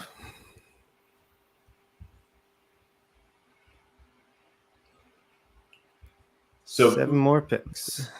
On that topic, more likely in your minds right now to be shielded from the Rule 5 draft, Joey Ortiz or Adam Hall? Joey Ortiz, 100%. Yeah. You can leave Hall unprotected all day. Mm-hmm. He still just was not hitting the ball in the air whatsoever when he was hitting well. And now he's got this. If that random Twitter burner account that tweeted us, they had like 2 followers. And he's like, it's tendonitis in his shoulder. I mean, that kind of tracks because he's still DHing every day in the FCL. He was DHing in Bowie. Mm-hmm. So he's still playing, but he's not playing the field. So it makes a lot of sense. Yeah, it doesn't sound great. I don't really know how you treat that and fix that either. Yeah, and it must be a complex injury that he can still bat every day, but that he's limited to not playing the field. And if you look at, his long-term projection and his value does depend on him being in the field and showing that super utility profile that we were seeing early in the season. Mm-hmm. Just can't catch a break.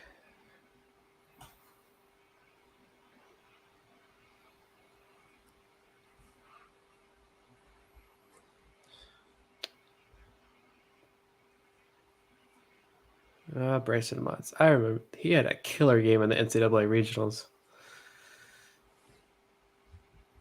Oh, I didn't even realize Justin Bach, brand new patron. contributing greatly already. We've had more sign up tonight too. Yeah. Since then, Garrett Seitz and Jacob Huff. I'll get some links out to you for the WhatsApp group if you're listening. Thank you for joining. I'm tired.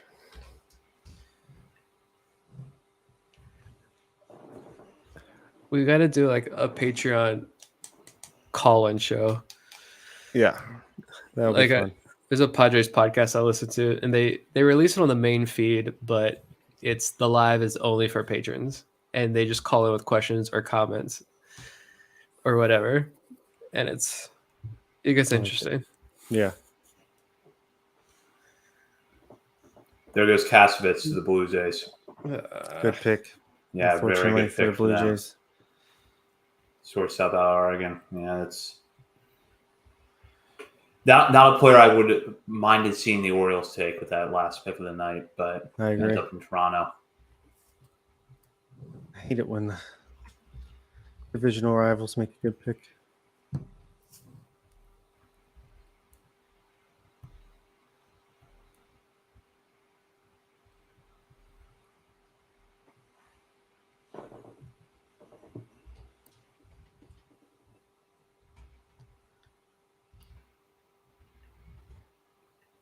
So the team's picking ahead of the Orioles between Toronto and where the Orioles pick.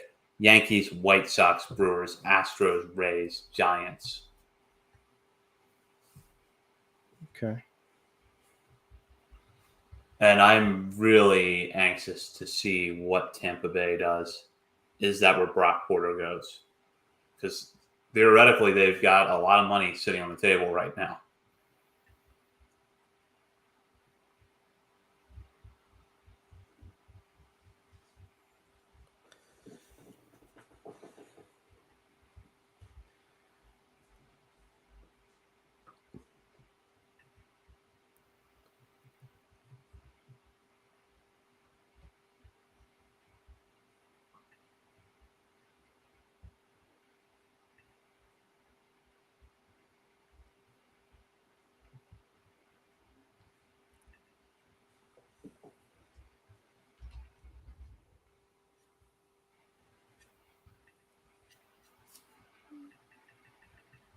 Another mention on the broadcast of Brock Porter to the Orioles.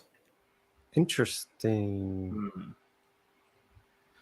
Don't get my hopes up. Of course, we have to have a Gene Pinto cameo tonight. Nick Swisher.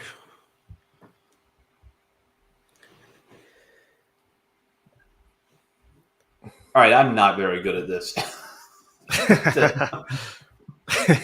It's not as easy as it looks, is it? No, it is not. No, push this button. Nope. Still can't get it off.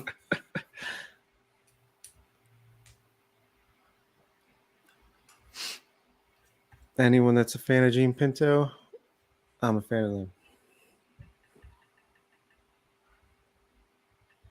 So I noticed Pinto's K-strut is next level. It's not even a strut. It's like a slide. There goes Drew Thorpe off the board of the Yankees. Oh, damn it. That's another good pick. That's a good pick. Damn. 6'4" righty out of Cal Poly. Yep. Kind of a Lucas Giolito arm action. Short arm. A little bit. Shot put or whatever they call it.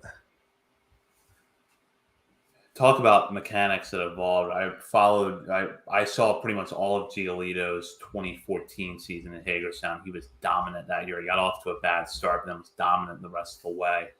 And I didn't think at the time there was anything wrong with his mechanics. And then somewhere along the line, they changed. And I remember watching him pitch against the Orioles at Camden Yards in 2018, thinking this doesn't even look like the same guy, or 2019. This doesn't even look like the same guy that I saw in low A. He's way too mechanical now. And then they shortened the arm action and it has worked, although he's not pitching as well this year.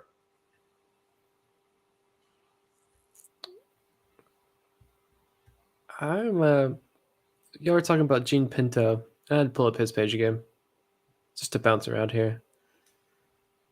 2.1 years younger than the competition in Aberdeen. And doing nothing wrong except walking a few more guys than you probably like to see. 75 strikeouts, 62 innings still. I feel like with Pinto, there's a little bit of DL Hall in him, where he just has so much adrenaline, and I think that contributes to walk. That contributes to the walk numbers. Like he'll have a frustrating at bat, and then it will feel like that carries over into the next few at bats. And if he could just channel that adrenaline a little bit more productively, he's going to be fine. And you see it all the time too, where hitters are constantly stepping out on him. Yeah. And he's like, flips the head back, and it's like, again, come on. Like he wants to keep going. If he pitched a full 9-inning game, that game would be an hour and 2 minutes. They call it a Greg Maddux if it's a complete game under 100 pitches. It's Gene Pinto if it's a complete game under an hour and a half. Yeah. But going back to his K strut, someone who is much better coordinated than I am could take Gene Pinto's like K shuffle and make it into a really good dance. Oh, Peyton Pallette is off the board to the White Sox. Another pitcher goes off the board here. This would have been interesting in that SEC guy. Be curious to see how the Orioles view SEC pitchers. Yeah.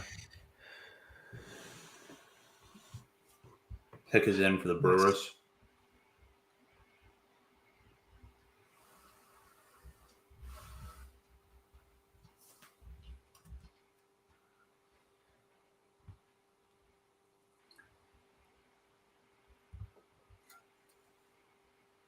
I just want to know what you see. Like, how do you see a guy like Peyton Pallette there? Walker Buehler comps. Number 2 starter upside in this MLB pipeline report. And just pass on him. And this is why I don't work in a front office of Major League Baseball. But yeah. There's 62nd overall. Maybe it's just because like we're paying attention to this more now. Yeah. And going deeper into this stuff and having a better understanding now. It's like it's always been like that, but I don't know. And there goes Mizorowski off the board, the Brewers. What would have been a good target as the 67th pick goes. Is it Judd Fabian? I think that's going to be 81. I think that's going to start a day tomorrow. I think it's Brock Porter. Send us out on a high note, Mike. So now we have the Astros, Rays, and Giants before the Orioles.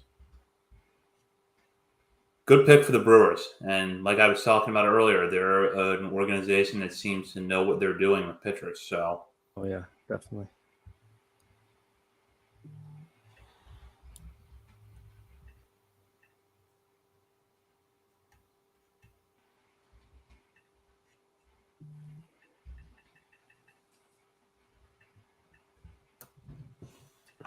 All right.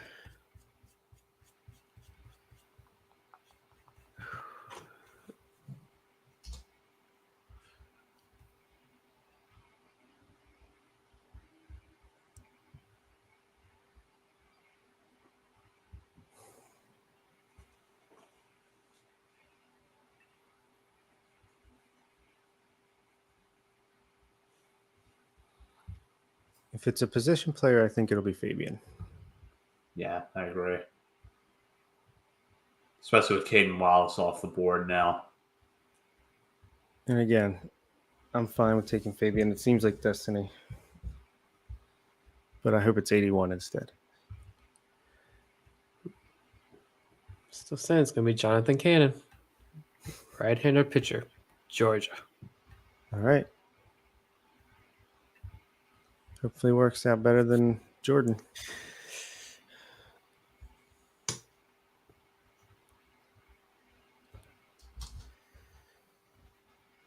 wonder if the Orioles like Nate Savino from UVA. Watched him pitch a lot. Lefty. Decent velo. Wonder if maybe you can get some more velo out of him. UVA's track record, though, with pitchers it's bad. And do you think that is a deterrent? Probably. I mean, they had, you got Andrew Abbott, who just, with the Reds, who just was in the Futures game. But, yeah. No, they tend to run their pitchers into the ground.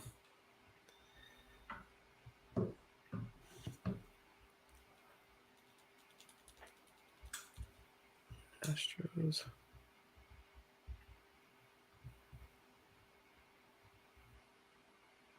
And there goes Jacob Melton. Going the Astros. Yep. Second highest guy left on the board. So Brock Porter, Carson Wisenhunt. It's all down to you. Blake Tidwell's still there too, right? Blade Tidwell. Tidwell, I think. Did he get picked? He must have been picked because I don't see him. I don't know when. Oh, Mets. I did the Mets. That's right. Yeah. I need to update this. Yeah.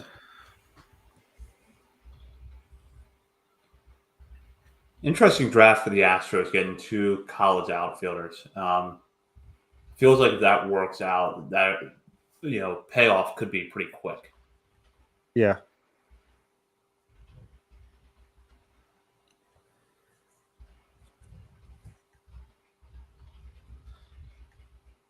$60 grade run on the 2080 scale per MLB pipeline.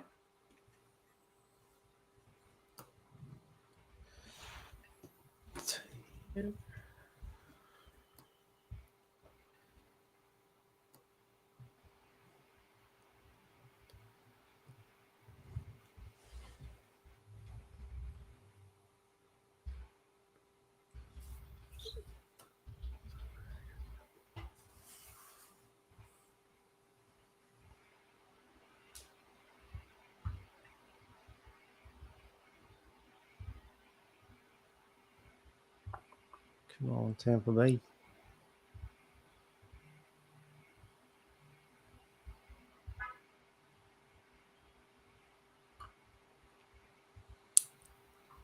Porter goes off the board before the Orioles. It's here.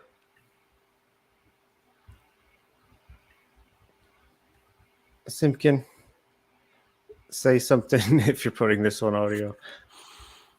You do this for 4.5 hours straight, 5 hours straight, and say something. This one's not. Yeah, if you want to rewatch the video, feel free. It'll be on Patreon. This is a Patreon only hangout. We're re-releasing this as a mini series. It's gonna be like a Ken Burns box set. We're gonna put it out just in time for Christmas. Yeah. The month of November. It'll be 30-minute increments. Every 5 days.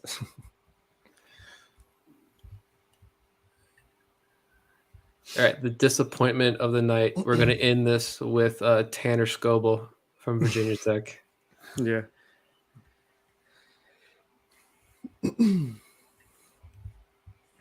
Walter Ford would be interesting. Brock Jones to the Rays. Good. I didn't want him. I don't know why. There's definite risk factor there. I wonder, another Stanford bat. I wonder what the parallels would be to Kyle Stowers with Jones. I feel like that it's, could work or it might fail miserably. Doesn't really seem to be a middle ground. Yeah. But it's Tampa Bay, so it'll either work or they will get rid of him just before it doesn't work. Yeah. They just said on the broadcast a lot of swing and miss early on in the year, which caused that. So I hear you, Alicon. I'll actually hold on. I got something. I just need to buy shelving first, but watch. I'll show you what I got. My whole wall over there is everything. I've got my autographed jerseys, my games, scorecards. I've got a Johnny Giovatella autograph over here. This wall is fire over here. If you know who Johnny Giovatella is, you are in the right place. This will be eventually lit up behind me. Yeah, I forget you did show us that. That's pretty good. Yeah. That'll be cool whenever I get around to that. Maybe by episode 150. With the UCLDS jersey. Yeah. Right next to it. Absolutely. And I got a card holder so I can display some baseball cards. Thank you. Thank my wife for that one as Father's Day gift. Also got this baseball bat engraved with a picture of me and my kids for Father's Day. Nice. Oh, nice. You can drink beer out of that too. All right, I'm gonna take my. Who is that? I'm gonna take my Dylan Bundy hunting bobblehead here, with my Mike Wright autographed baseball, and my Logan Verrett autographed baseball, and create a killer background. Hell yeah.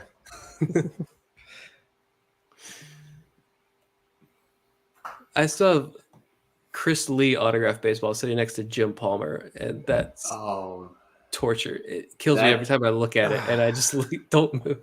That brings me back to my very early days at Baltimore Sports and Life. And this is 2016, 2017. And it was, will this be the year that Chris Lee breaks out? We don't know how that worked out, but that's how thin the Orioles farm system was. Right. Yeah. Like a possible left-handed reliever, spending so much time on that. Hanging your hopes on old Chris Lee. And Mike Wright's another one. I remember writing an article advocating move him to the bullpen. Carson Wisenhunt to the Giants. Well, it's Brock Jones or Judd Fabian. That's what I'm saying.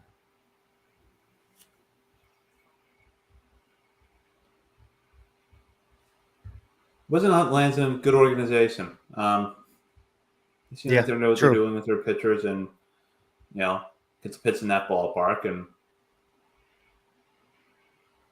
work out well for him.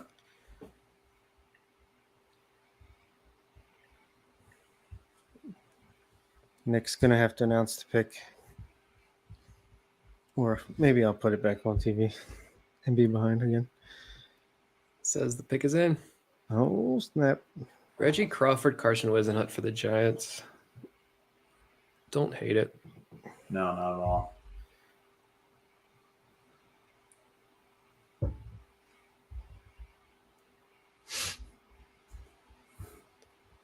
If you go to commercial, I swear to God.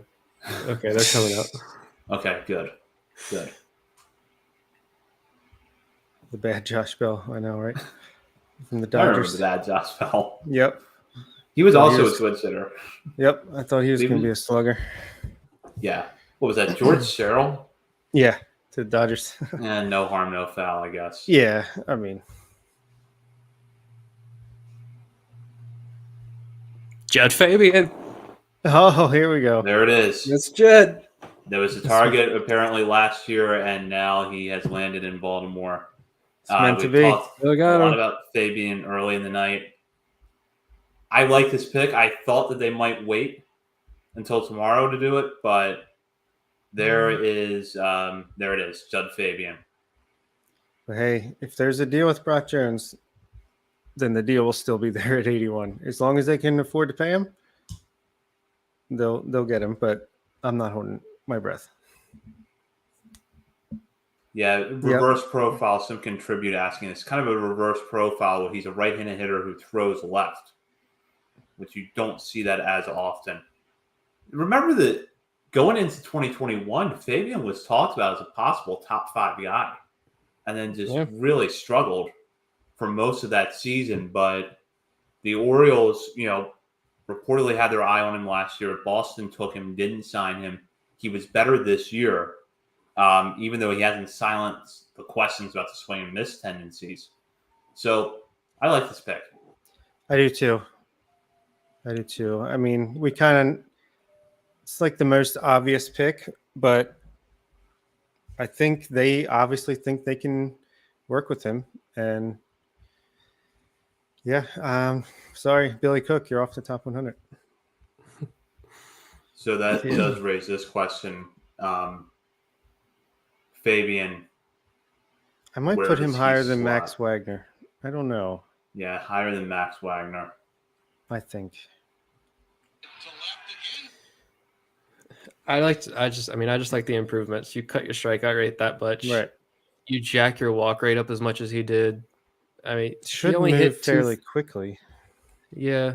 I mean, he only hit 249 last year, 239 this past season. But he's not going to be hitting 239. He's at an OPS of 1013. Right. He's got power. If he's going to walk more, good defense. So, rich man Zach Watson. Yeah, it seems like an apt comparison. And so, just thoughts on night one overall. I'm pleased. Would have loved to gone with one of those higher upside pitchers, especially the high school ranks, but still might get one at 81.